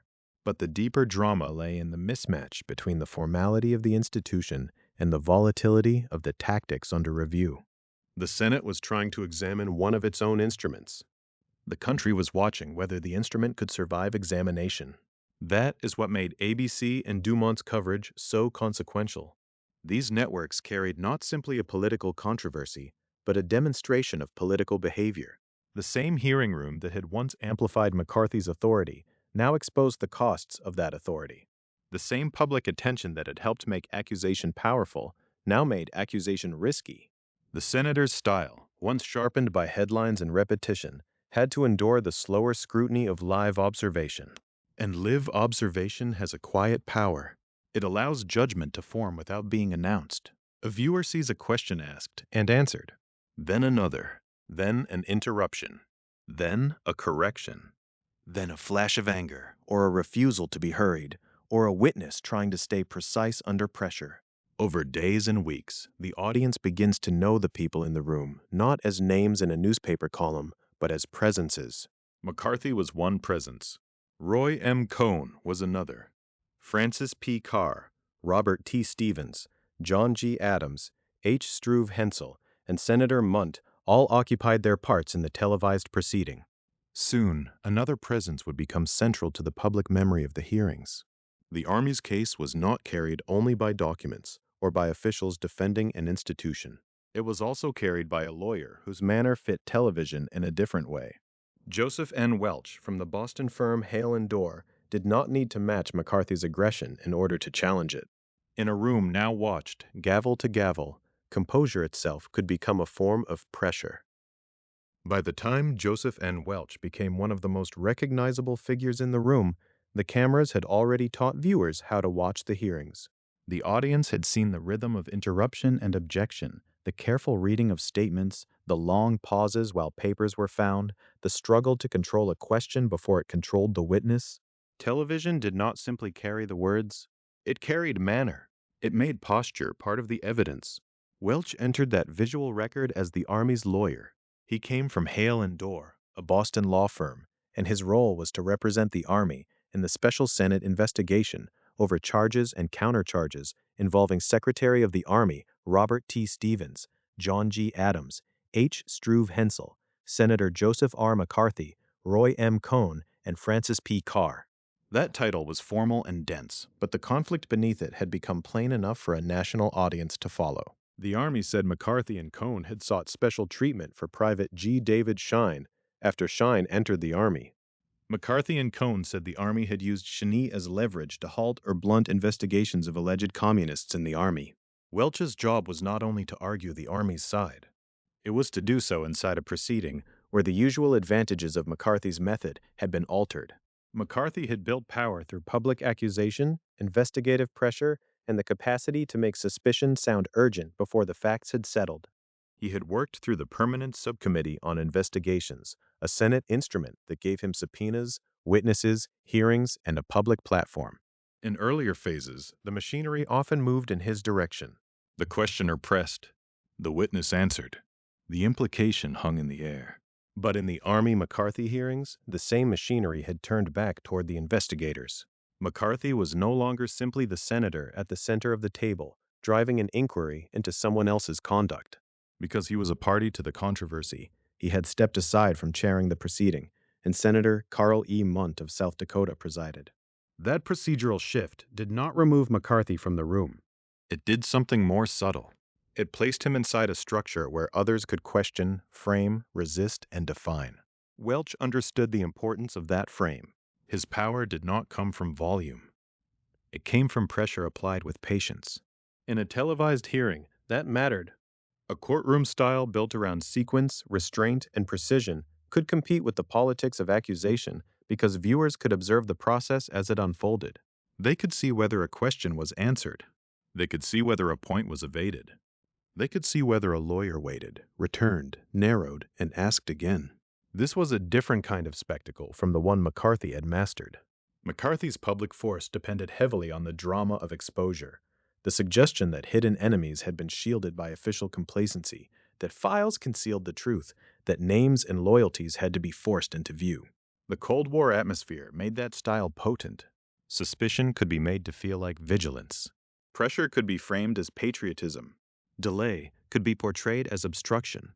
Welch did not try to defeat that method by becoming its mirror image. He represented the army with a manner that asked the audience to value something else: composure under provocation, procedure under strain, exactness in place of insinuation. The distinction was not merely personal, it was political in the broadest sense. The hearings were testing whether democratic inquiry could survive the habits of accusation that had grown powerful within it. The Army's position was vulnerable in its own way. It was a vast institution, part of the United States government, operating within the same Cold War world of secrecy, loyalty concerns, and classified suspicion that McCarthy used as his terrain. The Army could not simply present itself as innocent of all controversy.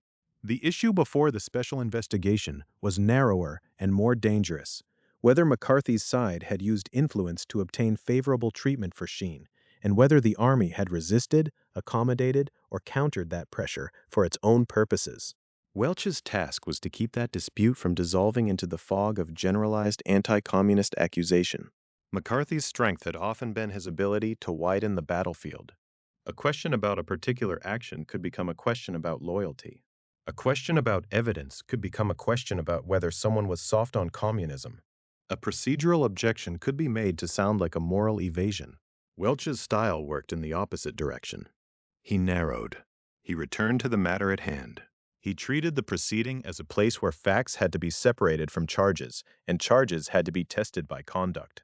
Television rewarded that contrast because it made duration visible. A listener reading a newspaper summary might encounter only the sharpest exchange or the strongest quotation. A viewer watching gavel-to-gavel coverage on ABC or Dumont could experience the hearings as a sustained contest of habits. McCarthy's interruptions were not isolated incidents. Welch's pauses were not empty spaces. Each became part of a pattern. That pattern is why Welch's questioning and courtroom style became central to public memory of the hearings. The memory did not form only around one sentence, though one sentence would later become famous. It formed over time through repeated exposure to a lawyer who appeared to understand that the camera could register restraint as clearly as aggression. The camera could show a man declining to be hurried. It could show him holding a line without theatrics. It could show him using courtesy not as weakness, but as a way of tightening the room. In the Senate caucus room, now the Kennedy caucus room, the old architecture of congressional inquiry met the newer power of live television. The room had already given McCarthy a stage. But Welch showed that the stage did not belong only to the loudest accuser. In a hearing room, especially one watched by the country, self-command could become a public argument. A calm tone could make an interruption look crude. A careful question could make a broad accusation look evasive. A refusal to respond in kind could expose the very performance it declined to imitate. This did not mean Welch controlled the hearings completely. No one did. Senator Munt presided. The principals spoke, objected, defended, and accused. The dispute moved through documents, testimony, claims of pressure, and counterclaims of obstruction. McCarthy remained a formidable presence. Roy M. Cohn remained central to the Army's accusation about Schine. Francis P. Carr, Robert T. Stevens, John G. Adams, and H. Struve Hensel remained part of the formal controversy. The proceeding was not a simple duel between two men. Yet, public memory often condenses institutional conflict into faces and voices. Welch became one of those voices because he represented a different answer to McCarthy's weapon. He did not deny that the country faced serious questions in the Cold War. He did not need to dismiss the fear that had made McCarthy powerful. Instead, his presence suggested that seriousness required limits. Investigation required discipline.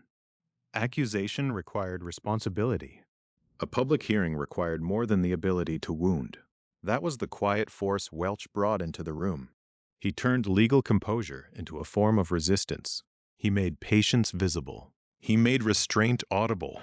And in a televised setting, those qualities could travel beyond the Senate table. They could reach viewers not as abstract virtues, but as behavior they had watched for themselves. The most remembered confrontation was still ahead. It would come on June 9th, 1954, when McCarthy brought up Fred Fisher, a young lawyer associated with Welch's firm. But that moment did not emerge from nowhere. It rested on everything the cameras had already shown: the accumulated pressure of accusation, the repeated effort to keep the hearing within bounds, and the growing public recognition that the manner of an investigation could reveal as much as its charges. The confrontation that people remember from June 9th did not arrive as a sudden interruption in an otherwise orderly story. It came after weeks in which viewers had been learning the habits of the room. They had watched Joseph N. Welch try to hold a line of relevance and restraint. They had watched Senator Joseph R. McCarthy move through the familiar terrain of suspicion, association, and public accusation. They had watched Senator Carl E. Mundt preside over a proceeding in which the man most identified with Senate investigation was no longer simply directing the inquiry, but was himself part of the dispute being examined. By that point, the Army McCarthy hearings had already become more than a fight over Private G. David Schine. The formal title still mattered: a special Senate investigation on charges and countercharges involving Secretary of the Army Robert T. Stevens, John G. Adams, H. Struve Hensel, Senator Joe McCarthy, Roy M. Cohn, and Francis P. Carr. The Army still maintained that McCarthy and Cohn had sought special treatment for Schine after he entered the Army as a private. McCarthy and Cohn still answered that the Army had used Schine as a weapon to slow or blunt investigations of alleged communists in the Army. But by June, the public meaning of the hearings had widened. The question was not only who had pressured whom. It was also what kind of political conduct the country was seeing in real time. ABC and Dumont had carried the hearings gavel to gavel since April 22nd. What had once been a technique of controlled exposure was now exposed itself. The camera did not make a legal ruling. It did not decide which charge was true. But it allowed millions of viewers to observe tone, timing, interruption, and the moral atmosphere of the proceeding. That was the setting in which Fred Fisher's name entered the remembered history of the hearings. Fisher was a young lawyer associated with Welch's Boston firm, Hale and Dorr. He was not one of the principal figures named in the formal charges and countercharges. He was not the Secretary of the Army.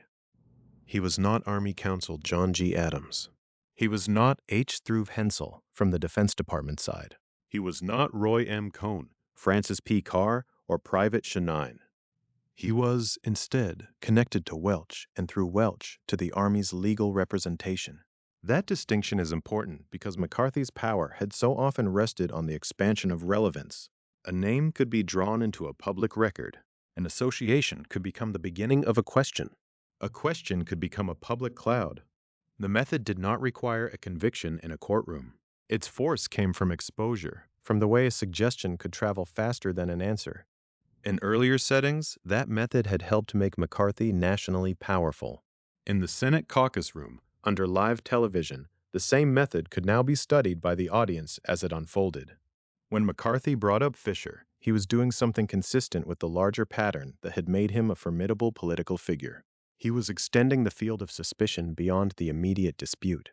He was taking a young lawyer connected to the Army's counsel and introducing him into the hearing's public drama, in a non-televised proceeding that might have been absorbed as another sharp move inside a hard political inquiry. In this room, after these weeks, it landed differently. Welch understood what was happening. His own style throughout the hearings had depended on making distinctions visible. He did not simply object to McCarthy's accusations as political theater. He tried to impose the quieter order of a lawyer's discipline: what is relevant, what is fair, what has already been addressed, what belongs in the proceeding, and what does not. That was part of why his presence mattered on television. He gave viewers a counter rhythm. Against the momentum of accusation, he offered a language of restraint. So when Fisher's name was raised, Welch's response became the moral center of the day. The line remembered across American political history was direct and devastating. Have you no sense of decency? It is tempting to treat that sentence as if it ended McCarthy in a single blow. The real history is more complicated and more revealing. McCarthy did not vanish from public life the moment Welch spoke. The hearings continued until June 17th. The Senate's later action came through institutional steps. Senator Ralph Flanders of Vermont introduced a resolution calling for censure on July 30th.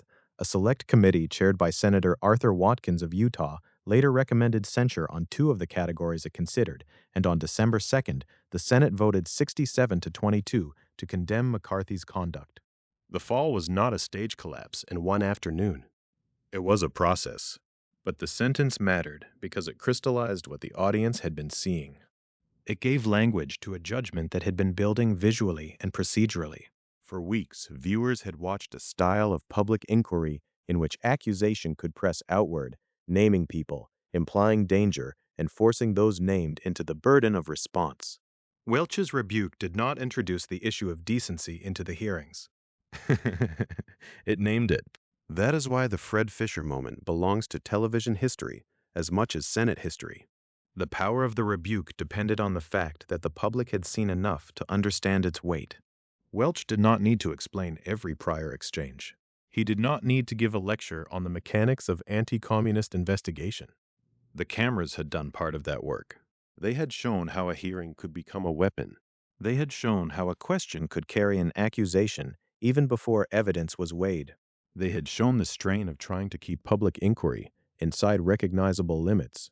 The Senate caucus room, now the Kennedy caucus room, had become a place where institutional procedure and national feeling met. The room was still a committee room inside the Russell Senate office building in Washington, D.C. Senator Munt still had the gavel. Transcripts still recorded the spoken words. Lawyers and senators still operated within the structure of a formal inquiry. Yet television changed the audience for every gesture. A rebuke that might once have been read later in a newspaper account was instead witnessed as part of a living scene.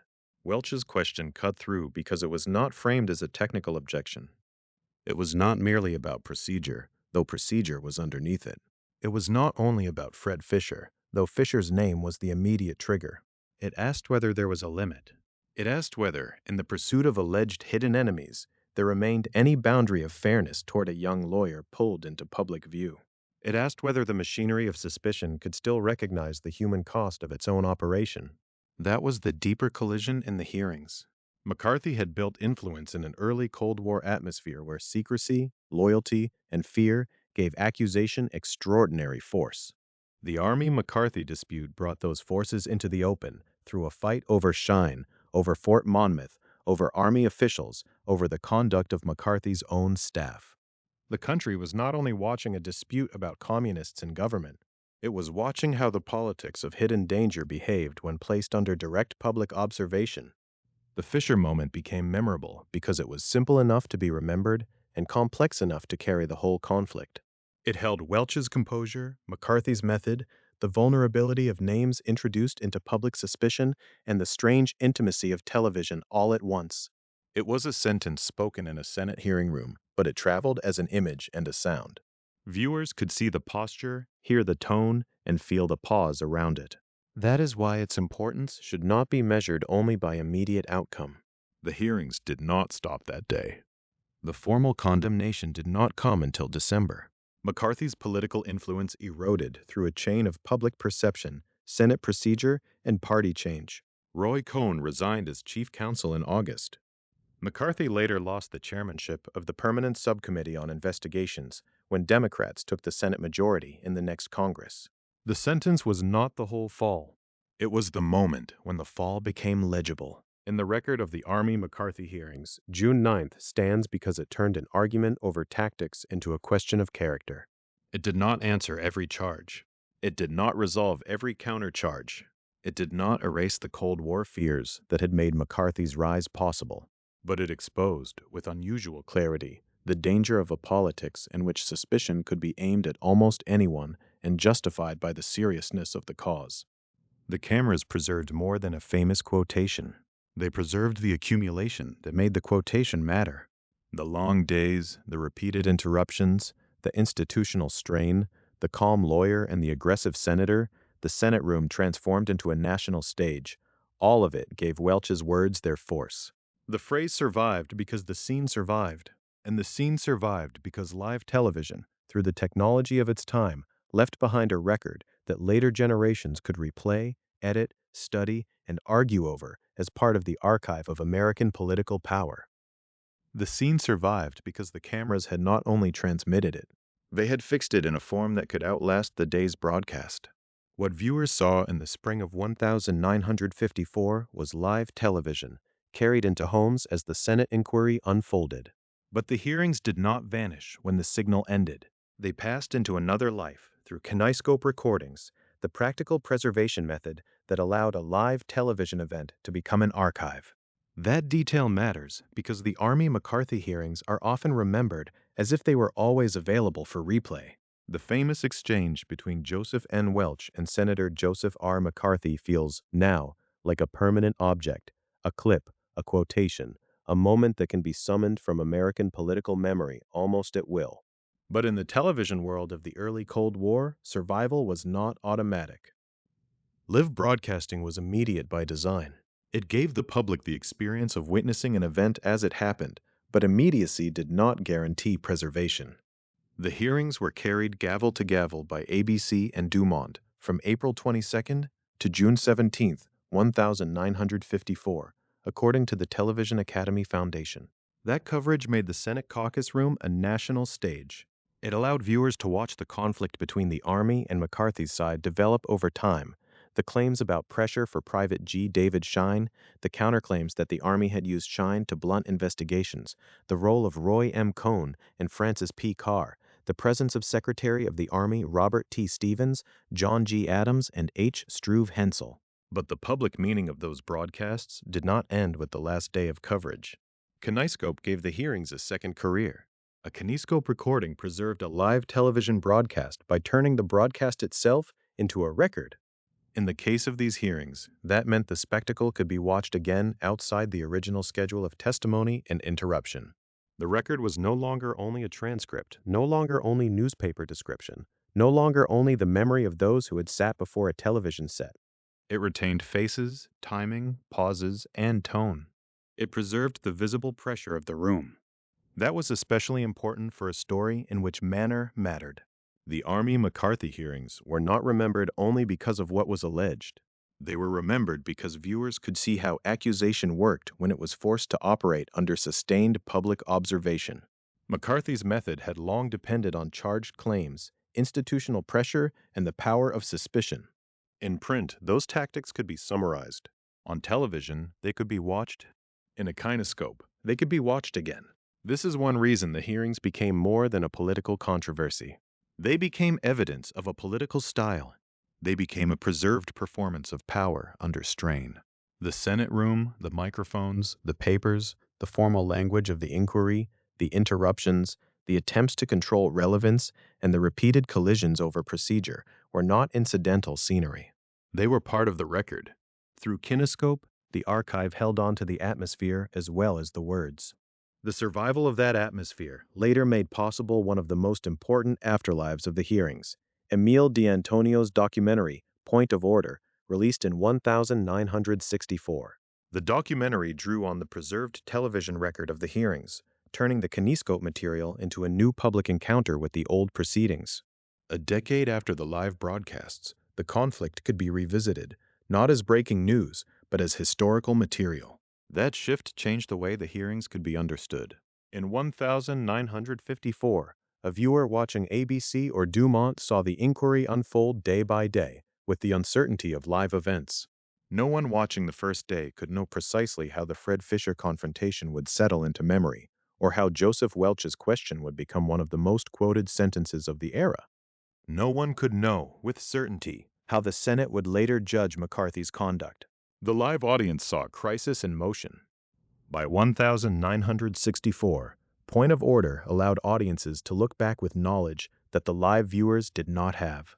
They could see the hearings after McCarthy's public standing had eroded, after the Senate had condemned his conduct, after the immediate political battle had moved into the past.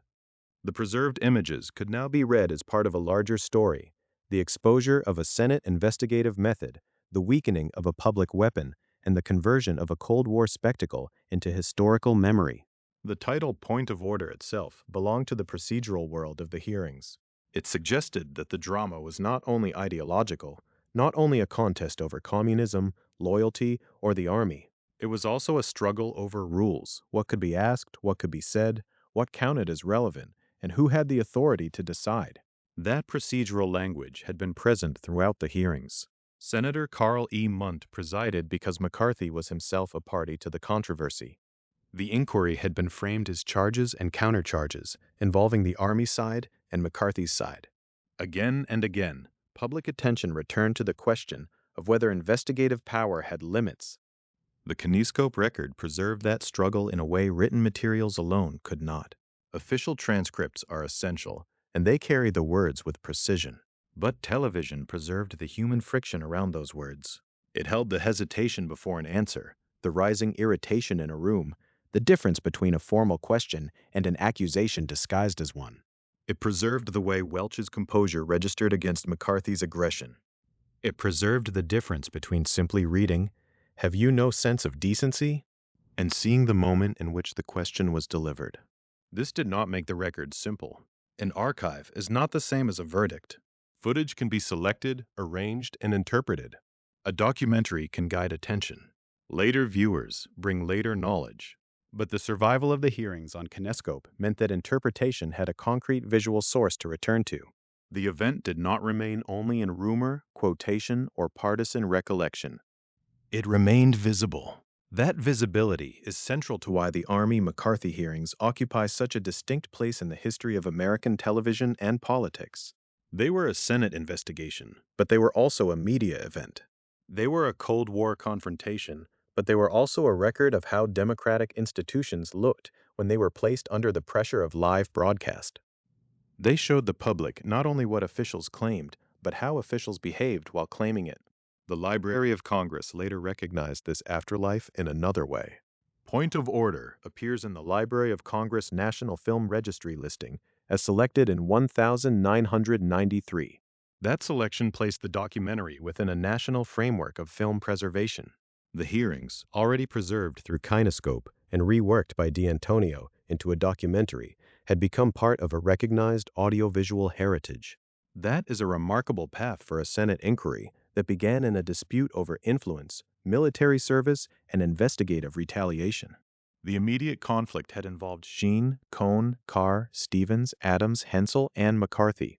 It had been held in the Senate caucus room in the Russell Senate Office Building. It had been broadcast as public business. But over time, it became something else as well, an artifact by which later Americans could study the mechanics of political accusation. The archive did not soften the event. If anything, preservation sharpened its meaning. The hearings could be revisited in classrooms, documentaries, histories, and public memory. The images allowed later generations to see why the dispute had mattered beyond the particular claims of either side. They could observe the moment when a political weapon built on suspicion was subjected to the steady gaze of television. And because the scene survived, the consequences could be traced more clearly. The preserved record did not itself censure McCarthy. It did not cast a Senate vote. It did not remove him from office. But it helped keep visible the behavior that weakened his authority. What had been live spectacle became memory. What became memory became evidence. And what remained as evidence helped explain why McCarthy's standing, once built through public accusation, began to erode in public view. The archive made it possible to separate the myth of an instant collapse from the slower record of political erosion.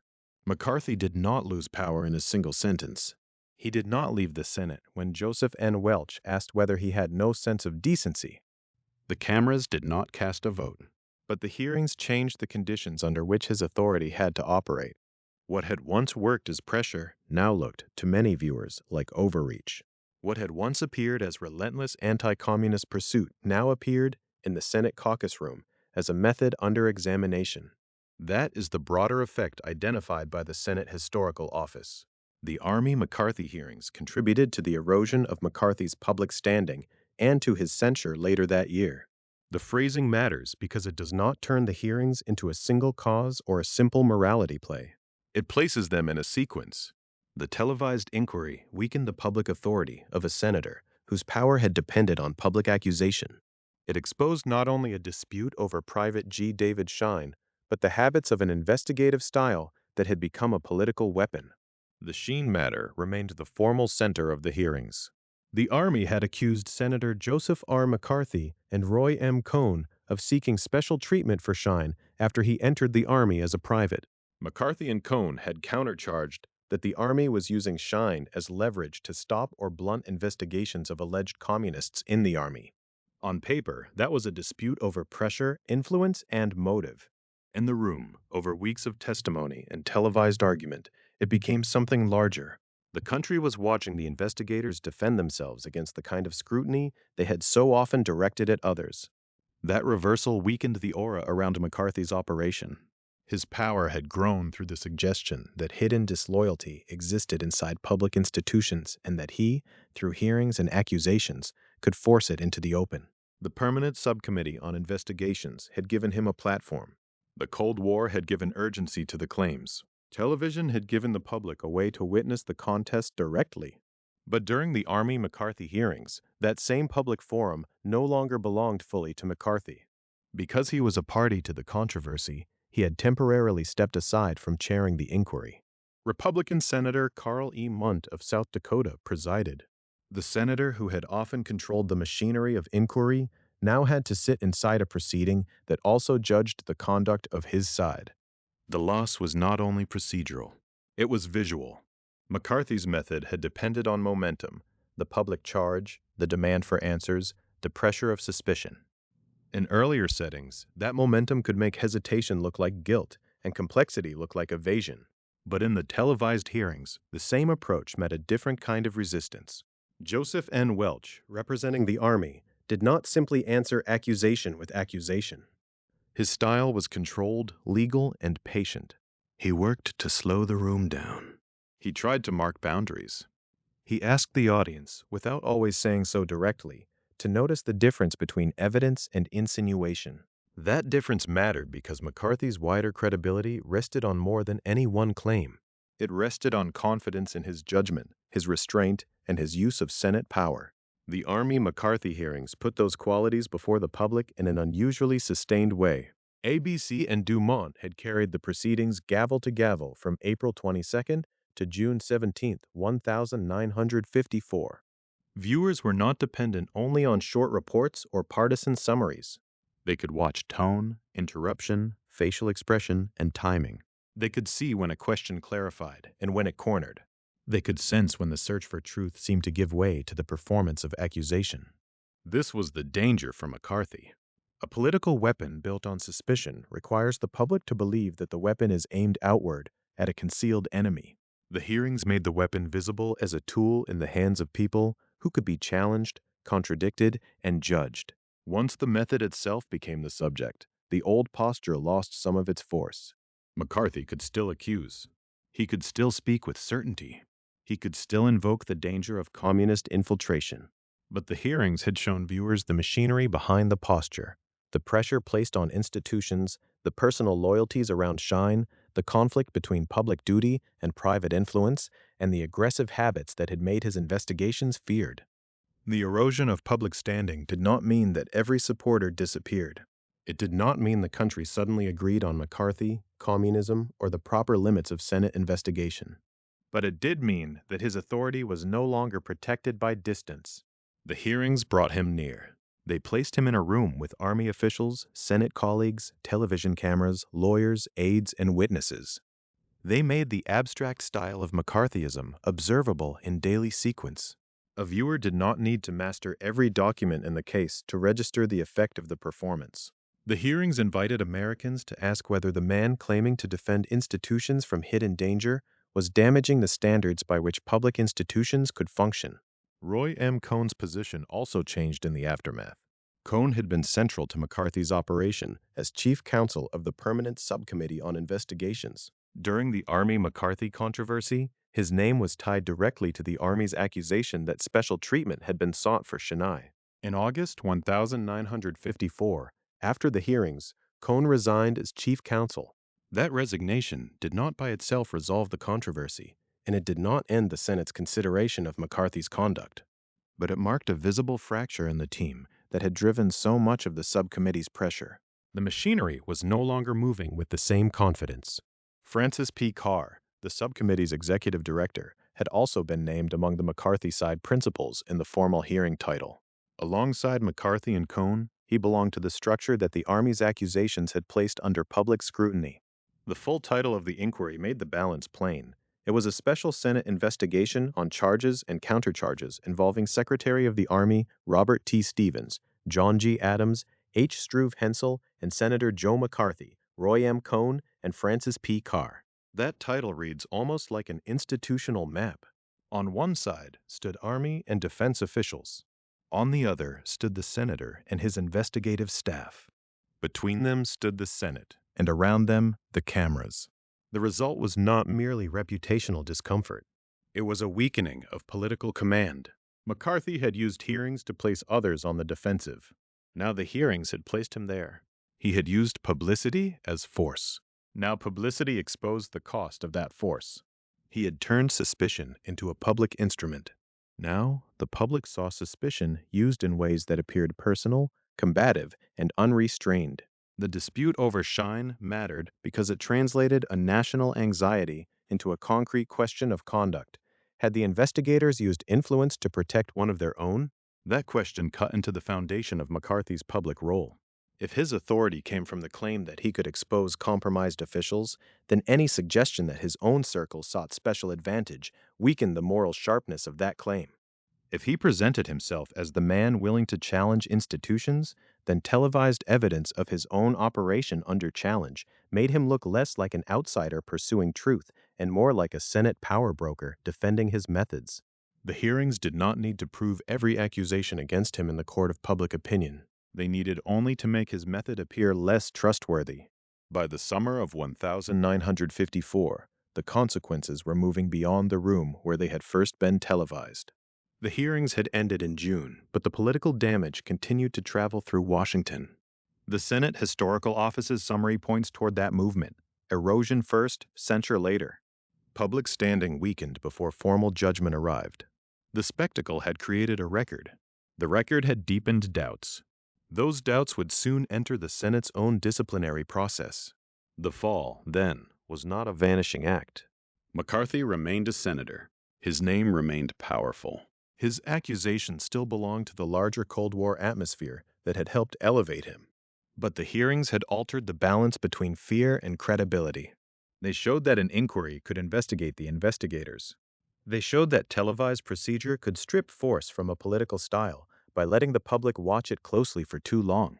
And they prepared the ground for the next stage, when the damage to standing would become a matter not only of public judgment, but of Senate action. The damage to standing now had to pass through the Senate's own machinery. Television had made McCarthy's conduct visible. The archive had preserved it. Public confidence had begun to weaken. But none of that by itself was a formal judgment by the institution that had given him his investigative power. For that, the question had to move from the hearing room to the Senate floor, from spectacle to procedure, from public reaction to an official record of discipline. That route began in the summer of 1954, after the Army McCarthy hearings had closed and before the final political accounting had arrived. On July 30th, Senator Ralph Flanders of Vermont introduced a resolution calling for McCarthy's censure. Flanders was a Republican, as McCarthy was, and that mattered. The move did not come simply as an opposition attack from across the aisle. It came from inside the same party that held the Senate majority at the time, and from within a chamber that had watched one of its own members turn committee authority into a national instrument of accusation. A censure resolution was not the same thing as an election defeat, and it was not expulsion from office. It belonged to the Senate's internal power to judge conduct. It asked whether a senator's behavior had crossed a line serious enough for the Senate to condemn it formally. In McCarthy's case, that question carried unusual weight because his authority had always depended on the appearance of institutional force. He did not operate merely as a private accuser. He spoke as a senator. He issued demands from a Senate platform. He used the machinery of investigation, the summons, the hearing, the public session, the implied seriousness of congressional inquiry. If the Senate itself now considered censure, the source of that authority was beginning to turn back on him. The formal path was deliberate. The Senate did not move directly from Flanders's resolution to an immediate final vote. Instead, it created a select committee to examine the charges and recommend a course of action. The committee was chaired by Senator Arthur Watkins of Utah, another Republican. The choice of a select committee was important because it gave the process a defined institutional shape. The question was not only whether senators disliked McCarthy, or whether the televised hearings had embarrassed him, or whether newspaper commentary had turned sharply against him. The question was what conduct could be put into a Senate disciplinary record. The Watkins Committee considered 5 categories. That number itself suggests the range of concern that had gathered around McCarthy by the late summer. The Army-McCarthy hearings had been the most visible event, but the Senate's unease was not confined to a single exchange or a single televised moment. The conduct under review belonged to a broader pattern. The way McCarthy had used investigative authority, the way he had dealt with witnesses, the way he had confronted other parts of government, and the way he had responded when Senate processes placed limits on him. One of the episodes that became part of the later censure discussion was McCarthy's treatment of Brigadier General Ralph W. Zwicker on February 18, 1954. Zwicker had appeared in connection with the Army-related investigations that preceded the televised hearings. His treatment by McCarthy became an example of the kind of conduct that troubled senators who were trying to draw a boundary between aggressive inquiry and abuse of power. That boundary was central to the whole story. The Senate did not need to decide that anti-communist investigation itself was illegitimate in order to ask whether McCarthy's methods had damaged the Senate's standards. The Watkins Committee's work moved the story away from the live pressure of television and into the slower language of review.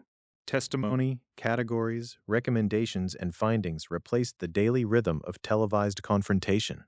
Yet the hearings remained in the background. They had shown a large audience how McCarthy behaved when challenged. They had placed his tone, interruptions, and public tactics into common memory. The committee process could not be separated from that atmosphere. It was not created by television alone, but it unfolded after television had made McCarthy's method impossible to discuss only in the abstract. In September, the Watkins Select Committee unanimously recommended censure on 2 of the 5 categories it had considered. The unanimity mattered.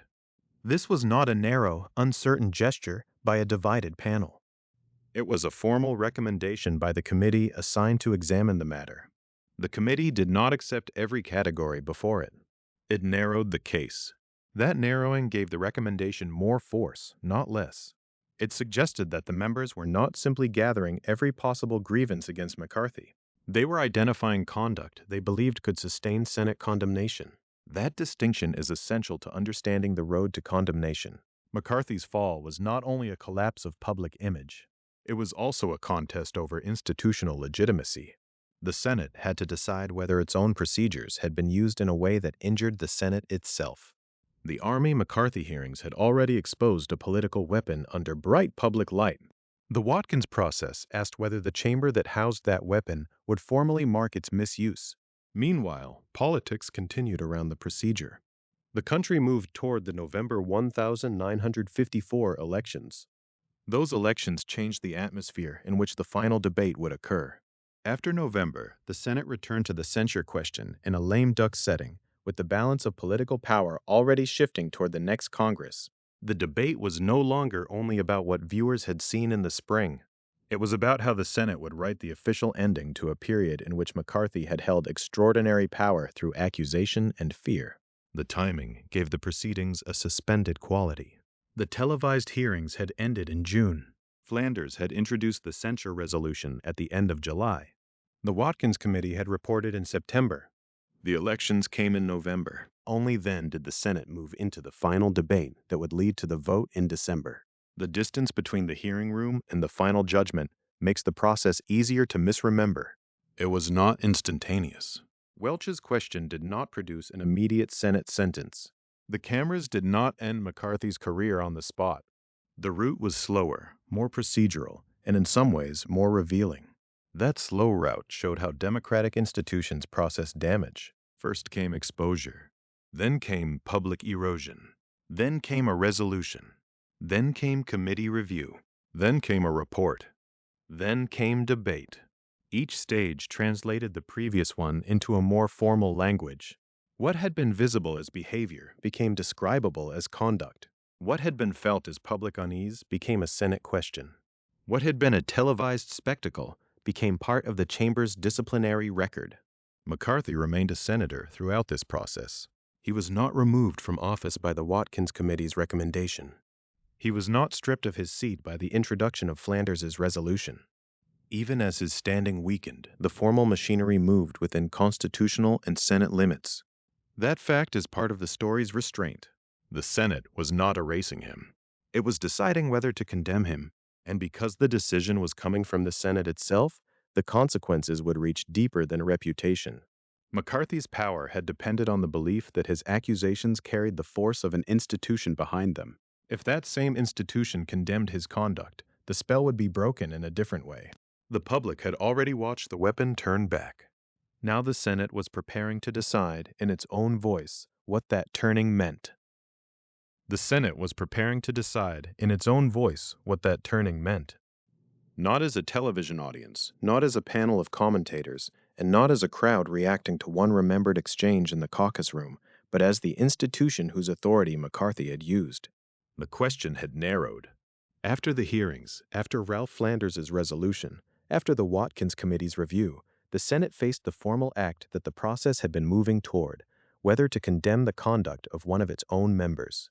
On December 2nd, 1954, the vote came. The result was 67 to 22. The Senate voted to condemn Senator Joseph R. McCarthy's conduct. That number mattered because it made the judgment unmistakably institutional. McCarthy's decline had already been visible in other ways. The Army McCarthy hearings had damaged his public standing. The live coverage carried by ABC and Dumont from April 22nd to June 17th had allowed viewers to see the style of accusation and pressure that had helped make him powerful. Joseph N. Welch's rebuke on June 9th had given that viewing public a phrase to remember. Roy M. Cohn had resigned as chief counsel in August. Senator Flanders had introduced a censure resolution on July 30th. The Watkins Committee had unanimously recommended censure on 2 of the 5 categories it considered. Each of those steps marked a weakening of the old machinery. But the vote on December 2nd was different. It did not simply show that McCarthy had lost prestige. It showed that the Senate was willing to place its own formal disapproval into the record. The word often used for the case is censure. The action did not expel McCarthy from office. He remained a United States Senator from Wisconsin. The Senate did not remove him from his seat that day. It did not undo his election. It did not declare that every cause he had invoked was false, or that Cold War fears had vanished, or that American politics had suddenly moved beyond suspicion. The action was narrower than that, and because it was narrower, it is important to describe it carefully. The Senate condemned his conduct. That was the institutional answer to a political method that had depended on institutional force. McCarthy's power had not come only from speeches or headlines. It had come from a Senate platform, the Committee on Government Operations Permanent Subcommittee on Investigations. It had come from hearings, subpoenas, staff work, closed and open sessions, and the aura of official inquiry. It had come from the ability to make accusation look like evidence in motion. For years, that combination had been difficult to resist, because resisting McCarthy often meant appearing to resist anti-communism itself. The Army McCarthy hearings unsettled that arrangement. They did not end the Cold War. They did not abolish congressional investigations. They did not settle the whole question of loyalty, secrecy, and fear in American public life. But they did something more specific. They moved the spotlight from alleged communist infiltration to the behavior of the investigators themselves. The Senate caucus room, now the Kennedy caucus room, became the place where the usual direction of pressure changed. McCarthy's operation had been built to examine others. In the spring of 1954, it was examined. The formal hearing title preserved the balance of accusation, a special Senate investigation on charges and countercharges involving Secretary of the Army Robert T. Stevens, John G. Adams, H. Struve Hensel, Senator Joe McCarthy, Roy M. Cohn, and Francis P. Carr. The title was bureaucratic, but the meaning was plain. The Army accused McCarthy and Cohn of seeking special treatment for Private G. David Schine after Schine entered the Army. McCarthy and Cohn countercharged that the Army was using Schine to blunt or stop investigations of alleged communists in the Army. The political weapon had not been seized by an outside enemy. It had been caught in a collision with another part of the federal government. And because McCarthy was a party to that controversy, he had temporarily stepped aside from chairing the inquiry. Senator Carl E. Mundt of South Dakota presided instead. That procedural fact carried symbolic weight all the way to December. The man who had often controlled the tempo of hearings had been placed inside a process he could not completely command. The investigator became one of the subjects. The Senate watched. The cameras watched. Then the public watched. The December vote completed that movement from exposure to judgment. It is tempting to imagine the fall as a single moment. Welch's question, silence in the room, and McCarthy's power collapsing at once. The record is more restrained and more revealing. The June 9th exchange became a symbol because it condensed what the hearings had already been showing. It gave moral language to a procedural spectacle. But McCarthy's fall required more than a phrase. It required the slow erosion of public standing, the resignation of a key aide, the introduction of a Senate resolution, the work of a select committee, chaired by Senator Arthur Watkins of Utah, and finally, a vote of the full Senate. That sequence matters because McCarthy had made politics feel immediate. His accusations were often urgent, dramatic, and public. They operated through pressure. They created the sense that delay itself was suspicious. The Senate's response, by contrast, moved through procedure. It was slower. It passed through resolutions, categories, committee review, debate, and roll call. The contrast was part of the lesson. A political weapon built for speed and spectacle was answered, in the end, by institutional process. The condemnation also changed the practical shape of McCarthy's power. It severely reduced his political influence. He remained in the chamber, but the authority behind his voice had been altered. A senator can speak after condemnation. A senator can still accuse. But McCarthy's particular force had depended on the idea that he represented the cutting edge of Senate investigation, that his pressure carried the prestige of official purpose. After December 2nd, that claim was damaged by the Senate's own record. Then the next Congress completed the institutional reversal. When Democrats took the Senate majority, McCarthy lost the chairmanship of the Permanent Subcommittee on Investigations. The platform that had given his accusations machinery, staff, and public reach no longer belonged to him. This was not the same as expulsion, and it should not be confused with it. It was a loss of command over the instrument that had amplified him. That is where the story of the televised hearing meets the story of Senate power. Television did not vote 67 to 22. Television did not write the Flanders Resolution or chair the Watkins Committee. It did not remove McCarthy from the subcommittee chairmanship when control of the Senate changed. But television changed the conditions in which those later actions became possible. It made the method visible. It allowed a national audience to watch interruption, accusation, denial, composure, and fatigue unfold in real time. It turned a hearing room into a public record before the record hardened into transcript and archive. In the longer history of secret America, that visibility is the central fact. The early Cold War was full of hidden files, loyalty investigations, classified claims, and unnamed fears. McCarthy's power grew in that atmosphere, where suspicion could be presented as privileged knowledge, and the demand for proof could be treated as weakness. The Army McCarthy hearings did not open every file or resolve every charge. Instead, they opened the method. They showed how suspicion could be used. They showed how official inquiry could become theater. And they showed that theater could turn against the actor who had mastered it. The Senate caucus room had held many forms of national scrutiny. In 1954, it held a confrontation that became one of its most significant events because it revealed a limit. The limit was not that accusation would disappear from American politics. It did not.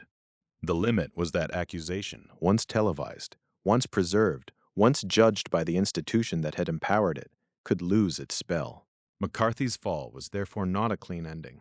It was a formal condemnation, a loss of influence, and a removal from command of the subcommittee after a change in Senate control. It was also a warning left in the archive. A democratic institution can lend force to fear, It can give suspicion a room, a gavel, and a microphone. But under pressure, that same institution can also be made to look back at the weapon it is allowed to operate in its name. On December 2nd, 1954, the Senate did not erase Joseph R. McCarthy. It condemned him. And in that distinction lies the final measure of the story. The man remained. The office remained. The Cold War remained. But the particular spell of McCarthy's political weapon had been broken, first under the lights of television and then in the recorded vote of the Senate itself.